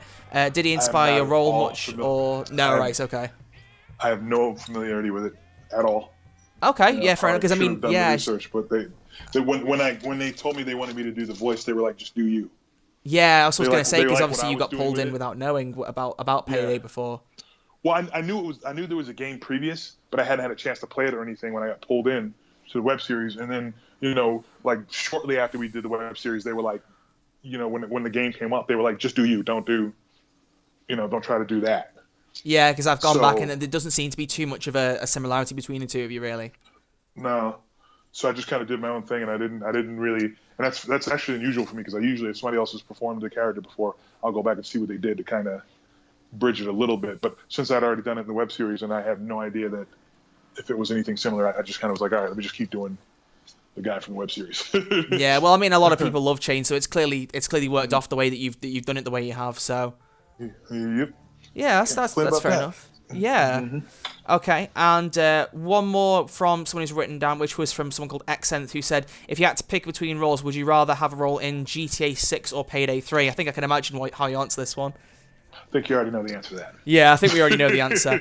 But would you consider a role in Grand Theft Auto if we could twist that question around? Would you be involved in that in any way if you could? I am in the I love working. So when they offer me a role, if it's possible to work it out and make it work, I'll take it. Yeah. You know, I love working in this industry and doing all the different. I mean, the reason I'm in this industry is because it's the only industry where you can be anybody or anything. Right. You know, Okay. Yeah. I've played from, you know, street thugs to intergalactic conquerors.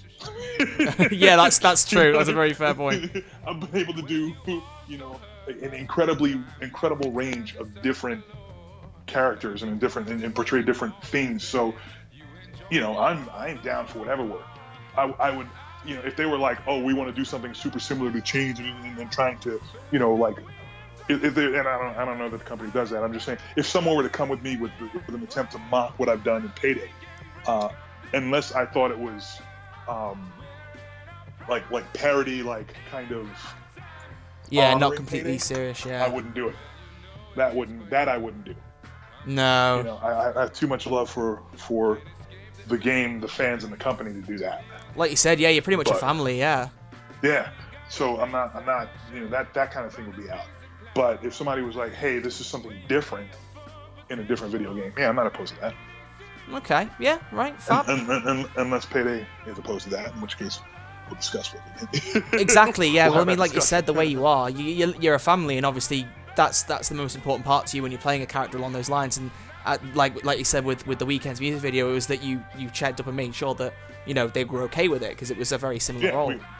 Exactly. I was literally standing there while Ilya's assistant was on the phone with Starbreeze, with people at Starbreeze, making sure that it wouldn't cause any problems. Okay, brilliant. Yeah.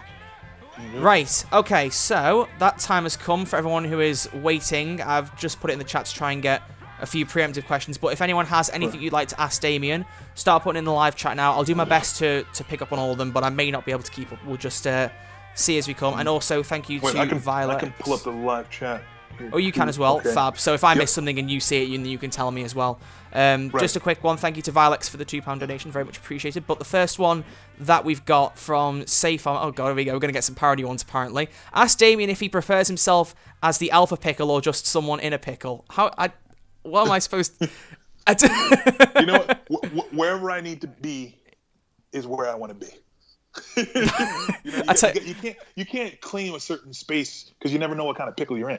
Do you know what? I'm going to give you credit that I did not think there was a good answer to that question, but you just proved me wrong. That is brilliant. Okay. Depends on the pickle, man. Depends on the pickle. Very well said. I'll keep that one in mind. That's good. Okay. Mike Keegan has asked, if you had a chance to be in AMC's The Walking Dead, what type of character would you like to be? A good guy or a bad guy like Negan? You know what? It's interesting because it's that good guy, bad guy. It's all a question of perspective. Right. You know, everybody thinks there's a good guy in their head. You know, they're a good guy in their head. Nobody's like, very few people are like, I'm going to go ahead and be the villain. Yeah. You know, Negan doesn't think of himself as a bad guy. No. He thinks of as a guy who's doing what he has to do in the circumstances and to make things work. Well, I mean, yeah, just look at Thanos with Infinity War. I mean, there's been such a debate over that about was he actually a bad person or were his intentions right? So yeah, there is a very much matter of perspective.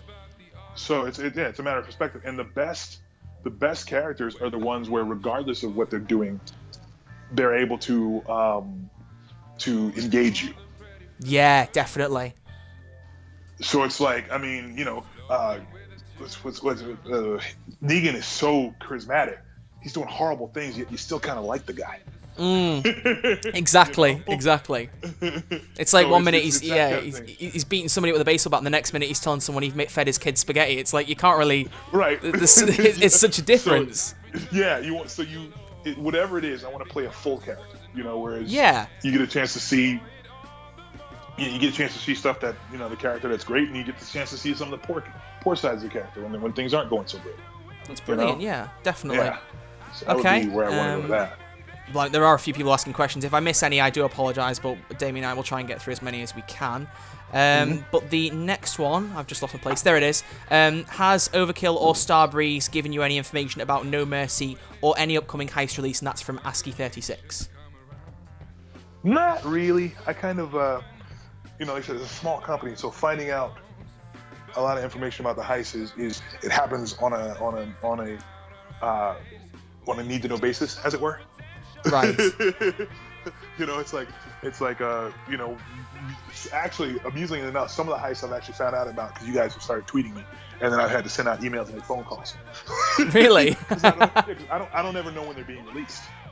So it's like, yeah. There's someone tweets at you, yeah. And then I have to figure out what it is I can say about them. Yeah, exactly. Well, it's like someone tweets you, "Are you going to be in No Mercy?" and you're just like, "What's that?" Yeah, I'm like, hang on one second. Yeah, you email. It's like, okay, can I say anything? No. Right. What can I? Which one was this? Because we record these voice lines way ahead of time. Yeah. And it's me standing in a booth saying the lines with no actual reference point whatsoever for what I'm saying, aside from what they tell me in the booth that I hear and use to perform, and then I go do whatever else it is I'm doing that day, so I usually forget. Yeah, exactly. I'm just busy. So it's like, wait, which one was this? What can I say about it?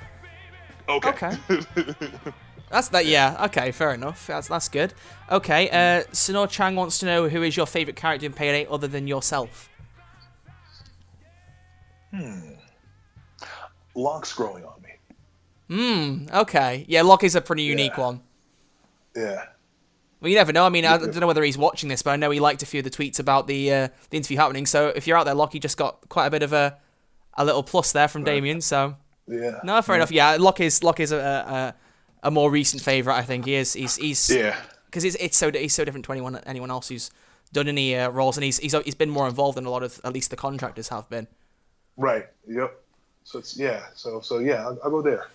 Yeah. Okay. I'll fair go enough. there and say I'm digging Locke. Okay, sounds good. Next question from Non-Zero He's asking, what is your favourite heist in Payday? Because I presume, I know you don't play it as much recently, but you've played it a bit in the past, I presume. So, any highlights from when you did? Just a little bit, like a very, very little bit, to be 100% honest with you. I'm like I said, if I start getting involved, I'm not going to get anything else done. So I've played a few times, and I'd have to go back and look. To be 100% honest, to give you an honest answer, I would have to do some research. That's fine. So, yeah, no worries. That's all good. I'll put the pause button on that. Okay, fair enough. Where's the next question? Accent is saying, question for Damion, what are your thoughts on a certain Infinity... Oh, God, on a certain Infinity heist. He's referring to a trailer I did. I tweeted it out. I'm not sure whether... I think Derek saw it. It was basically... What I did was make a parody of Infinity War, but with Payday live action stuff. I retweeted it. We talked about it, man. I loved it. Oh, you did? Awesome. Of course. Sorry, my memory is awful. My God. Yeah, I sent it you. I forget. Yeah. I forget, yeah. I retweeted it. I really dug it. I thought it was awesome. Good job. Thank you for that, mate. My God, that's embarrassing. My memory is a lot worse than I think. It was you and Derek, I think. Because I tagged so many people in it, I was like, somebody notice it, please. It would be good. Because that's fab. Much appreciated. Thank you for that. Who else have we got? Dylan Hiley has asked, any general advice for positive attitude or outlook on life? Ooh, that's a deep one. So you went there with it. All right. Well, you know what? Here's the thing. I think I retweeted it. But you look at what had to take place for you as an individual to be here. Right. I mean, we're talking about, 400 million years of evolution. We're talking about, your parents had to get together. We're talking about you had to be born. There's so many different your grandparents, great-grandparents, and all the different situations. Like life, when you really think about it, life itself is such a miracle. Yeah. It's like I understand it gets hard, but from the moment we are born, you take a breath, and taking a breath is struggle. So life is struggle. That's the thing of it. Yeah. So it's kind of a weird. You kind of gotta breathe through the struggle and enjoy it, and just realize what's going. No, yeah, I know what you mean exactly. And no matter, obviously there's going to be, not great things going on in your life. There always are not great things, but there are always a few things. Like whenever every once in a while I'll start getting down. It happens with everybody. Yeah, and then it does. What I do is every time I have a negative thought, I go. All right, right now, 3 positive things that are going on in my life right now. Yeah, I like that. That's a good one. Try to immediately give yourself 3 positive thoughts.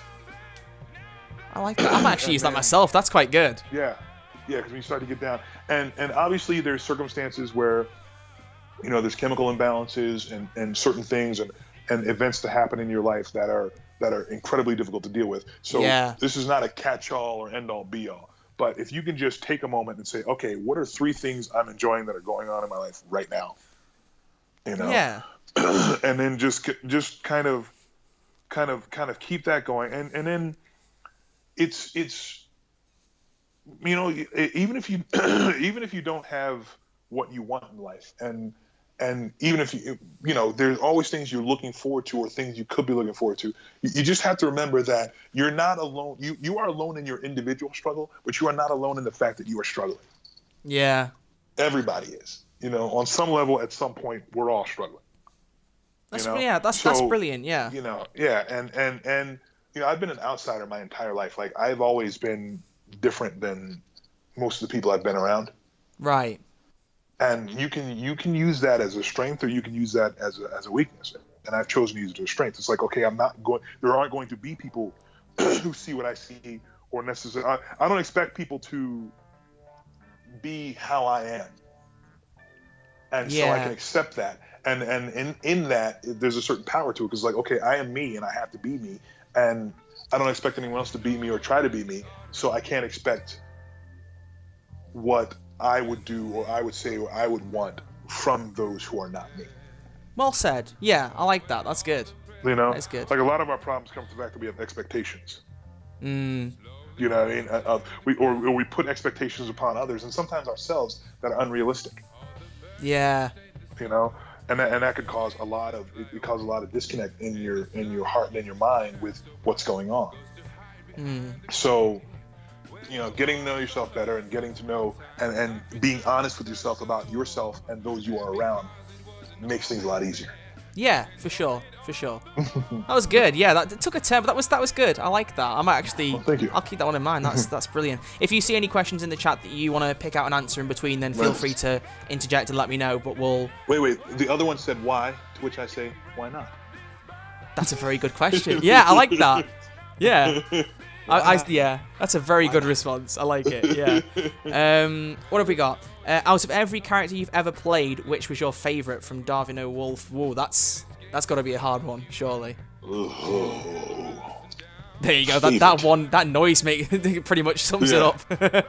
Well, see, the problem with saying favorite is, once again, every character has different things that I love about it, and that's why I got in this business, because I wanted to be able to play a bunch of different characters. So that will change from day to day, because I'm feeling certain ways. Yeah. You know, so there's no one character that's like, oh, this is the end all be all, because, you know, some days I'm feeling more Chains, some days I'm feeling more Thanos. Yeah, definitely.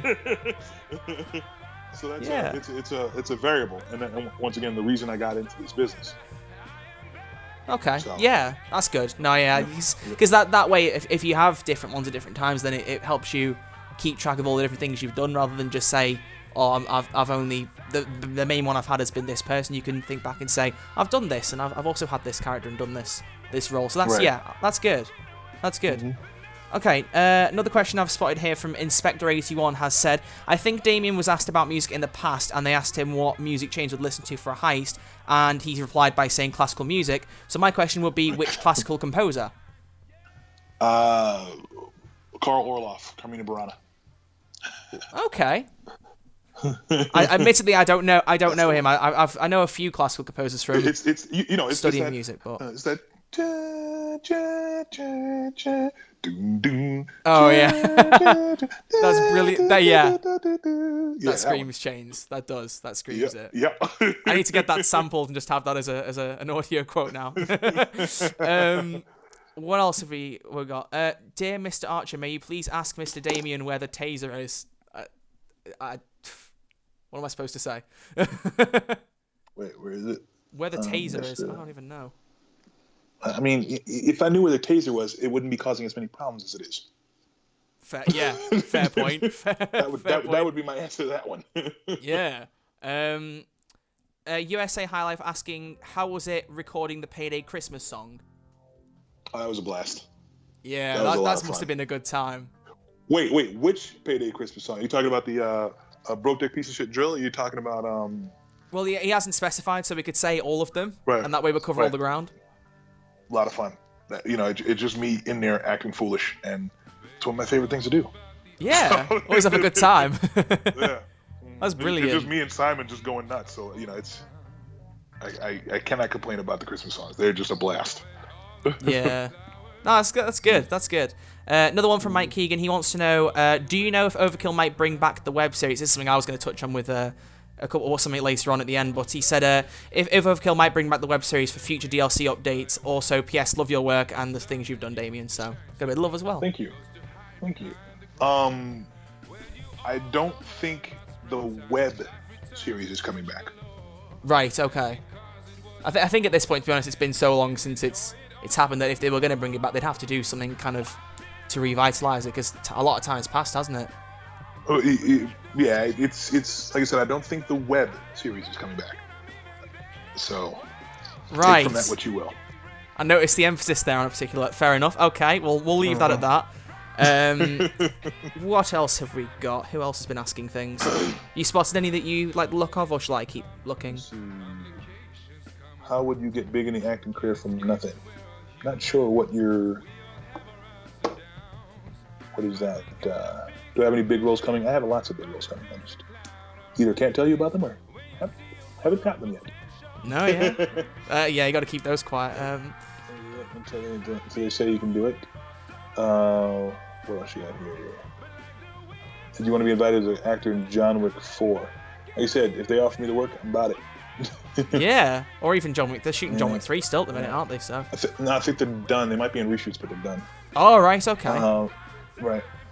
Who else have we got? How would you get big? How would you big in the acting career from nothing? I mean, in today's world, it's really about brand cultivation. If you're asking in general, from a general standpoint, you need to become a brand, whether it's Instagram, YouTube, whatever it is. For the most part, they're not discovering talent; they're cultivating brands. Right. So you have to cultivate a brand of your own, and then they will, they'll see that, and someone have whoever it is. At some point, when you start cultivating a brand, people are going to be attracted to it and want to do things with it. And then you through those interactions, find somebody who's going to represent you and have them push you towards the things you want to do. Yeah. Guess that would be. Yeah, I know what you mean. Yeah, that's good. We've got one here. The YouTube idiot wants to know, does Damion agree that Jimmy's way of saying chains, but I'm not going to scream it the way Jimmy does. You might be familiar where he screams it really high-pitched. Does he agree that that is the definitive way of saying his name? I mean, it's a great way to say it, It is. Who can argue with it? Yeah, that's brilliant. It's just, yeah. It's become such a joke now as well, hasn't it? Claudio Speed wants to know, how does it feel to be in a game? It's pretty awesome, actually. Yeah. Especially because when you're in a game, especially when there's like other people are controlling the character, you do things you wouldn't do. No, yeah, exactly. Cool. Yeah. That's good. Yeah. Yeah. What have we got? I don't get a chance to play the game, like I said, because I have a very, very addictive personality. Like I'll end up reading a book and stay up all night reading a book instead of sleeping. Oh no, I know exactly what you mean by that. So I can't get into something interactive. Yeah, I know what you mean. You start working on something and you can't stop. I mean, when I announced that we were doing this, I was up until the early hours of the morning getting everything sorted for it. I was like, I'm not sitting on it. I'm going to get everything sorted. I know it's like you get into something and you can't stop. You have to finish the job. I know what you mean. Right. Some people are like that. Yeah. So I have to not do things that are going to take me away from things I need to be doing. Yeah, no, exactly. Yeah, I get you. Kekistan Trollmeister wants to know, would Damion like if the Payday gang made an appearance in a John Wick movie? Well, your mask was in John Wick 2, wasn't it, as a little Easter egg? So I thought it was Dallas. Wasn't it Dallas's mask? I'm not sure. I thought it was yours. Was it my mask? Someone in the chat might be able to correct us, but I'm pretty sure it was your mask. Yeah, I think so. It was. But yeah, what if? How would you feel about the whole Payday gang making a cameo appearance, so to speak? I mean, wherever, whenever. Let's do it. Yeah, it would be interesting because they made it that. Yeah, there's people saying it was your mask. Yeah, I thought it was. Oh, okay, cool. That makes sense because John Wick chain. So that was. Yeah, with the military thing. Yeah, it would make sense. Wait, do I think the Payday community is good or toxic? Someone who's not an anime fan, I just. Yeah, I mean, I think that the PC I'll community is paraphrase probably a lot less toxic than some of the console people are, as I can say from experience, sadly. Well, and here's the thing. I mean, it's once again, it's coming from a place of, okay, why are they toxic? Because they're not getting what they want, which is Exactly. Payday. So it's understandable that when you're a fan of something that's frustrating you, it's much more difficult to be positive about it. Exactly. So I understand where they're coming from, but at the same time, like I explained earlier, the PC conversion is not nearly as easy as one. I mean, the console conversion is not nearly as easy as anyone would like it to be. Yeah. So it's unfortunate, and once again, remember, they did not intend the game to go on for 5 years when they created it. Yeah, exactly. It just kept going. I mean, by the time they pull support now, it'll be, well, if they don't push it again, because I think this is the third time they've had a different date for when the game's going to end, but by the time it finishes, as they believe to be the end of next year, that'll be 6.5 years, so there's not many games that can say they've had that much support. Right, that's 3 different times I've been preparing for the end of Payday. Yeah. But, I mean, at least from what you've said, there's a lot to go forward in the future, which, I mean, I'm glad about. A lot of other people will, and probably you will be as well, because of the relationship you have with the company as a whole and the people involved. Mm-hmm. Yeah. So that's brilliant. Yeah, so I mean, people can be expressing their frustration in non-helpful ways. Yeah. Yes. They can be, yeah. It depends on who it is, but sometimes, yeah. But quite often, obviously, it's coming from a place of frustration and love that is unfulfilled. So, just be where you need to be with that. Yeah, definitely. Mm-hmm. No, yeah, well said. What's my favorite voice line? Ooh, man, yeah, that's a good one. I'd have to go back and listen. There's basically for almost every line, I'll do 2 or 3. There's like 4 variants on most of the lines, and then I'll add 2 or 3 myself. Mm. So, yeah. So there is quite a bit of it that is improvised, at least to some extent. Yeah, no, and the Joe now and Simon before and Samir, and they all encourage me to improvise, and you can't tell because obviously the lines are different, but the longer I'm in the voice session, the more into chains I get. So my later lines in the voice session, and I think they started actually planning around that. Yeah. My later lines get better. They get better improvisations out of me. So what they've started doing is they do the simpler lines in the beginning. Yeah. So then when he gets So when it starts to get into the good stuff, it's like you're really into it. Then should do because some people do that where they like practice in the car, don't they? When they get into character, I've heard actors say that before. Like for instance, what's his name? Oh, his name's gone. Luke Skywalker. Mark Hamill. He said once in an interview that when he did the roles as the Joker for the Batman Arkham games, that he would be in the car on the way there and he'd be just spouting random Joker lines. People would be looking at him dead funny. It's like you get into the character. It's over time. You practice it and then you'll get into it more. I get that, yeah. Right. And you can just put it on and, get it done. Yeah, exactly. That's good. Good times. Yeah. Yep. Did you enjoy blowing up that lake house in the Payday John Wick trailer? That's excellent asking that. I mean, it was CGI. But yeah. Oh, you didn't need to say the first bit. You could have kept the illusion up. No, dude, that guy's house is awesome. You don't want to blow that up. No, yeah, I know what you mean. Yeah, it's certain things I don't mind getting behind the curtain a little bit. But they did an awesome job with that CGI. I mean, CGI. They did. It looks perfectly realistic. It does. Great job of it. Yeah. So.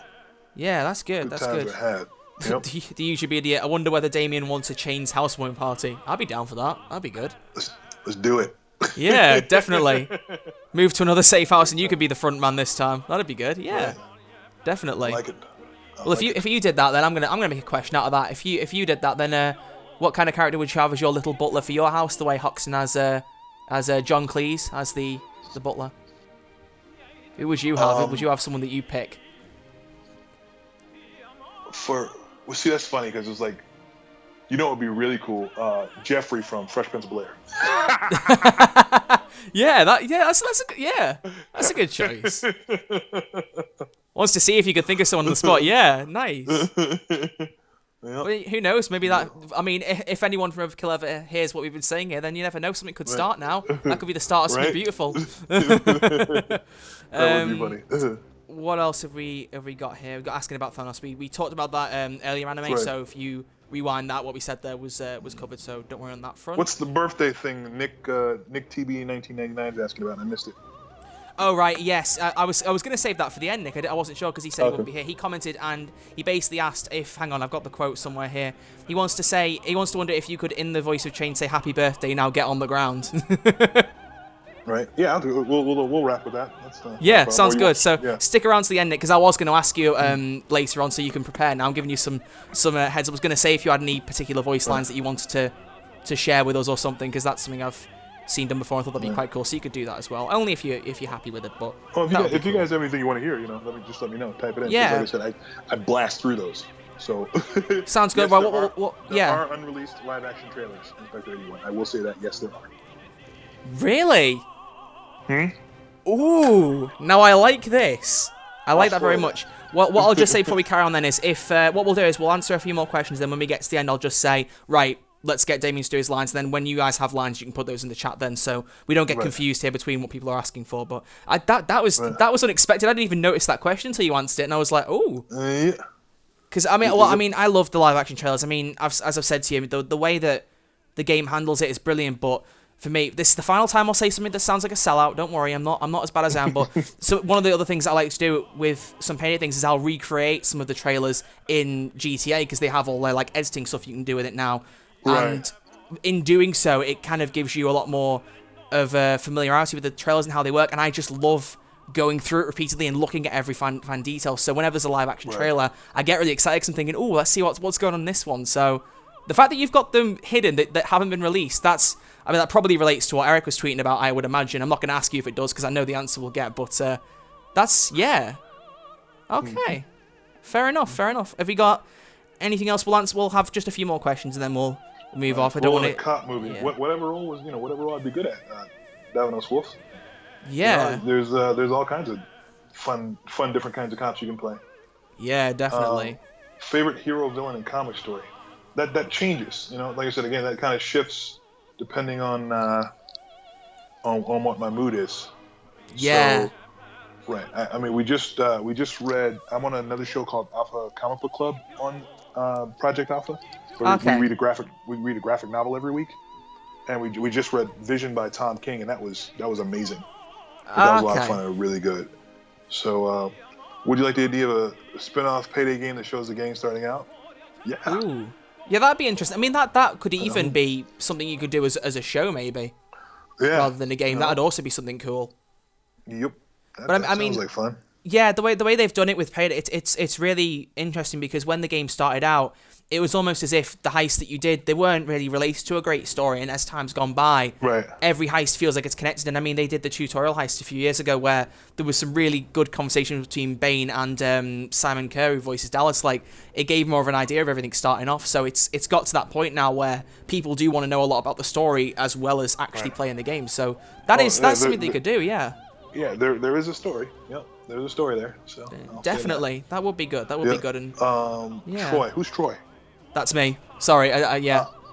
Do you think Troy should be approved by over? Oh, okay, fair enough. What do you mean approved by over? I think he means because a lot of YouTubers and streamers and things who do Payday 2 stuff get like sometimes approved by Overkill, where they'll follow them on social media, they'll tweet out things that they're doing and give them like codes to give away and stuff. I haven't been approved. I think partially because they don't have anyone on the console front, someone who plays console games and does stuff Payday 2 on console. I'm kind of on my own in my own field there, so I don't know. Well, I will say yes. Thank you. That means a lot. Yes. Who knows? That would be good at some point. Yeah, I would love department, that. But I'm gonna go ahead and say yeah. Yeah, I would love it. The problem with that is I don't want to reach out to them because that feels then like it's a bit kind of like you're seeking them out. I'd just rather say it's like you said. What happens will happen. You just have to get to that point. Just keep doing good work, and then somebody will find you. Exactly. But that means a lot that you would agree on that. So thank you for that. That's made me smile. Nice one. Xsense said, would I do a Hoxton on demand but for chains if I had time? I actually have a Chains on Demand Twitter account. It's mine. That's me. Right. I just don't have time. Okay. Yeah, I just don't have time to do it. Yeah. So, yeah. It must be super time consuming. Yeah. Right. Yep. Yeah, definitely. Yep. Kasuki Bomb says, I hope Payday 3 is updated simultaneously between all platforms.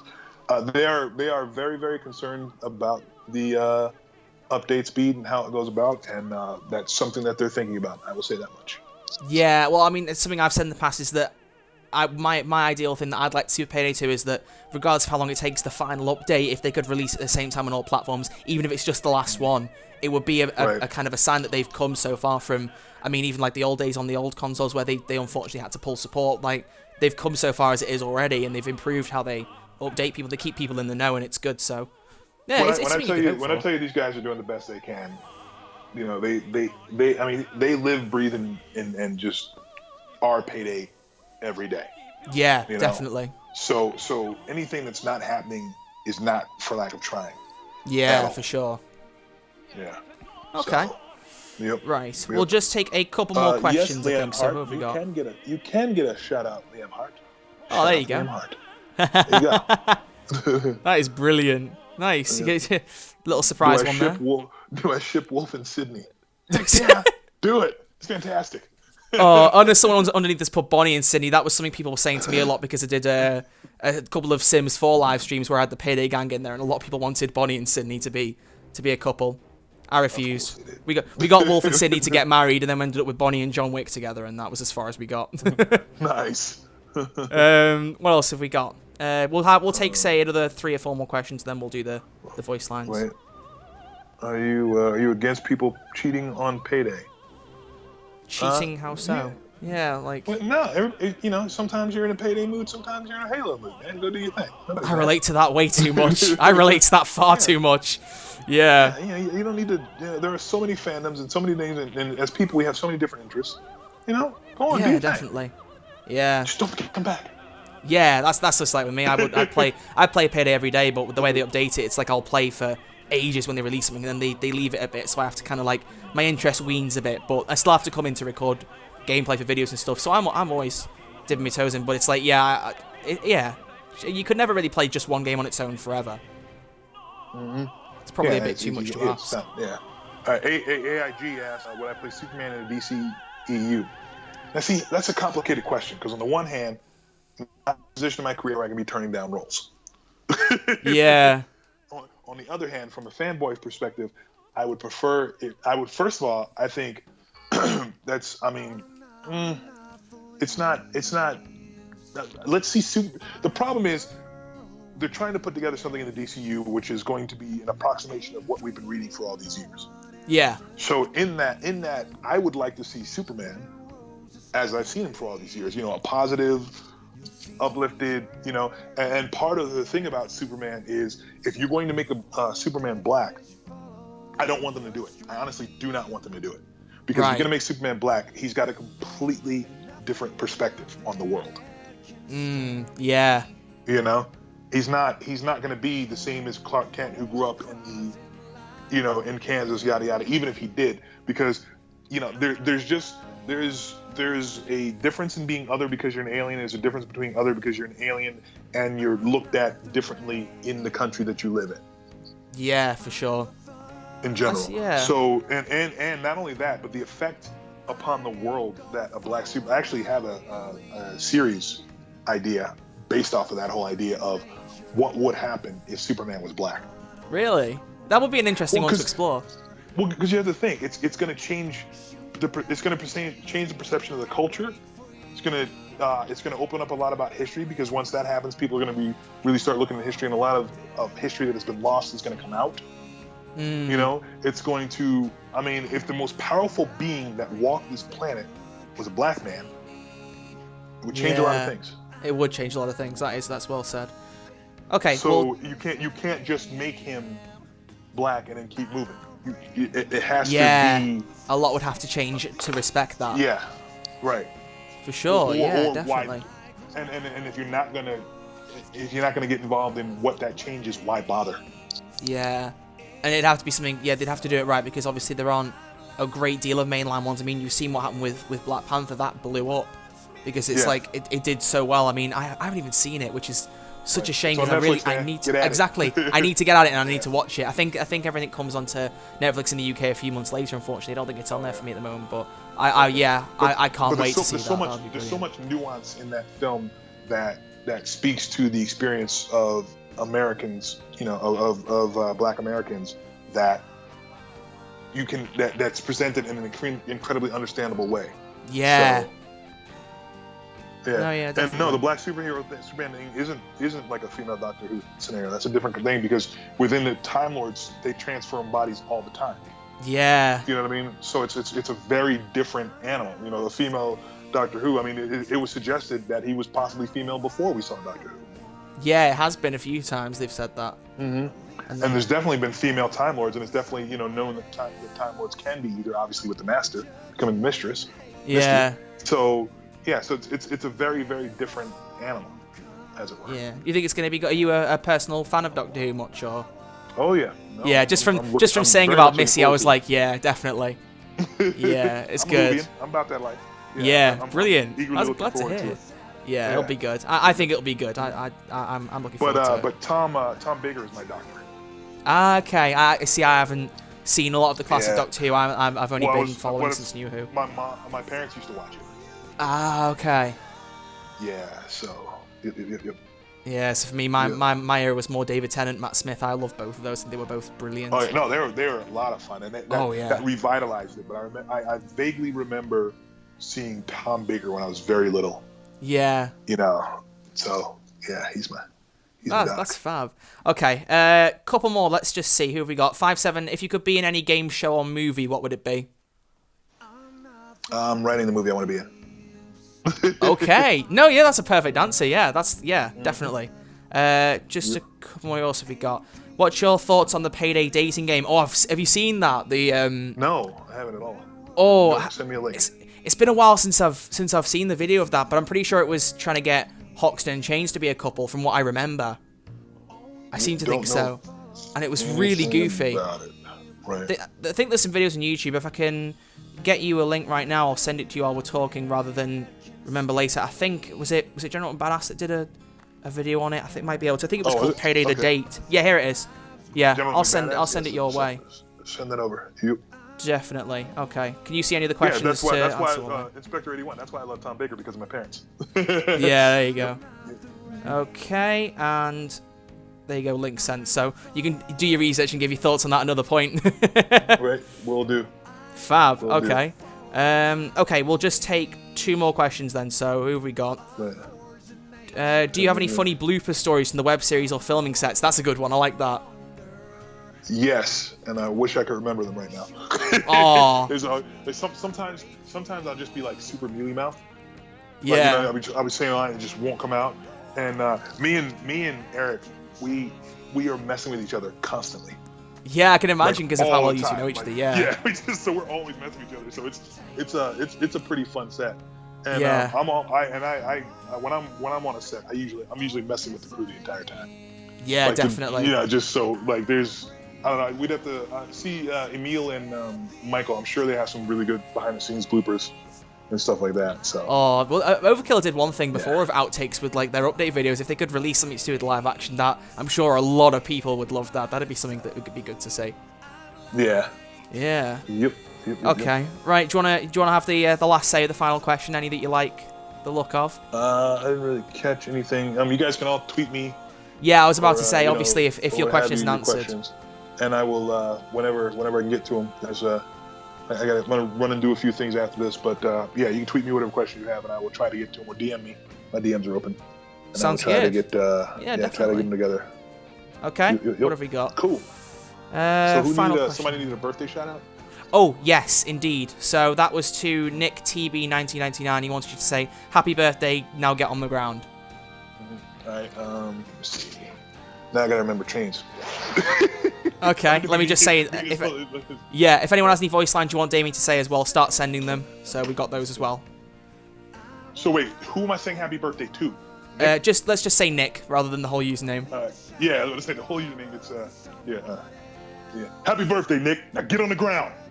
Hey, I like it. Yeah, brilliant. Okay, we'll have a few voice lines. Wait. Let's do it properly. Go on. Happy birthday, Nick. Now get on the fucking ground. Hey, brilliant. Love it. Brilliant.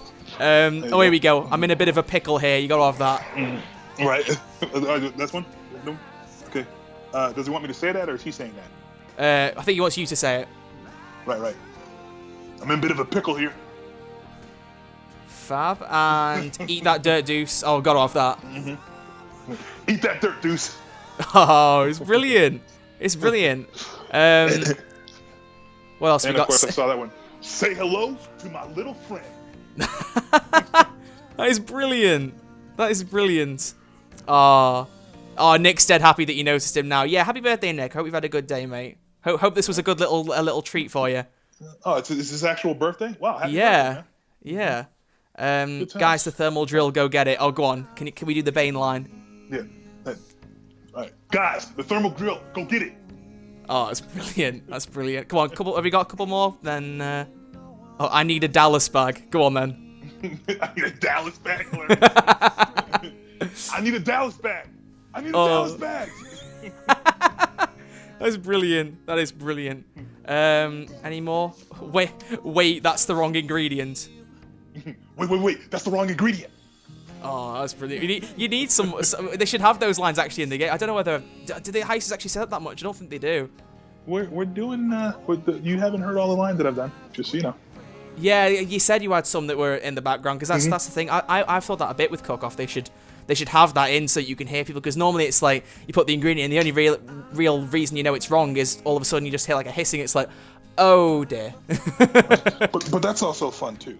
Yeah, that's true. Especially if you're not anywhere near it and all of a sudden everything just blows up. You're like, what just happened over there? Anything else? Delicious donut spotted. Okay, now we're just going into parody themes. Delicious donut spotted. Okay, that one needs to be sampled and used in the game. That actually needs to be. Overkill, get on that. Oh, someone wants you to do the Jimmy Chains, like the long, like kind of high pitched thing. I don't know whether you can try that. No, how about you do an elongated Jimmy, but in Chains' voice as like a little comeback. Jimmy! That's gonna be good. Oh yeah, that's fab. That's brilliant. Okay. Go on, one more. What have we got? So what should you say? What's ligma? Oh god, how about no? Oh, there we go. 'Tis but a flesh wound. That'll do. Right. Man, 'tis but a flesh wound. That's brilliant. Okay. Right. Cool. Well, thank you all very much for that. Thank you for all your questions and for your voice lines. Yeah. Thank you guys so much for listening. I appreciate it. You know, once again, I'm on everything as Damion Poitier, at Damion Poitier everywhere. And I will, if you guys send me questions or what have you, I will try to get to them as soon as possible. But I usually doing 3 or 4 things at a time, so sometimes it takes me a little longer than I like to respond, but I will try to. And thank you so much, Troy, for setting this up. Oh, it's my pleasure. It's actually been brilliant. I'm really glad, because what people don't know, I mentioned a few times on live streams, I said I've got something in the works that would be quite good, but it's been so much fun to get this set up and sorted, and it's honestly, it's been fab. So thank you so much for coming out. It's much appreciated. Appreciate it too. All right. Yeah. I mean, we go for 2 hours, so that's good. I wasn't sure how long we got, but we really went at it. It's fab. Oh yeah. Wow. So thank you very much for that. Fun, right? Yeah, exactly. Well said. Well said. Thank you. Yeah, thank you all very much for watching. If you have enjoyed, I've got to do the usual YouTube plug. Do feel free to leave a like on the stream. Very much appreciated. And thank you all so much. We got quite a lot of viewers in. That's a lot more than I normally get. We've averaged at about 60, 70. So thank you all for hanging out. That's really much appreciated. And I will see you all very soon. Thank you again, Damion, for coming on. And yeah, of course. See you guys very soon. Take it easy and have a good day. Yep. All right, take care. Take care.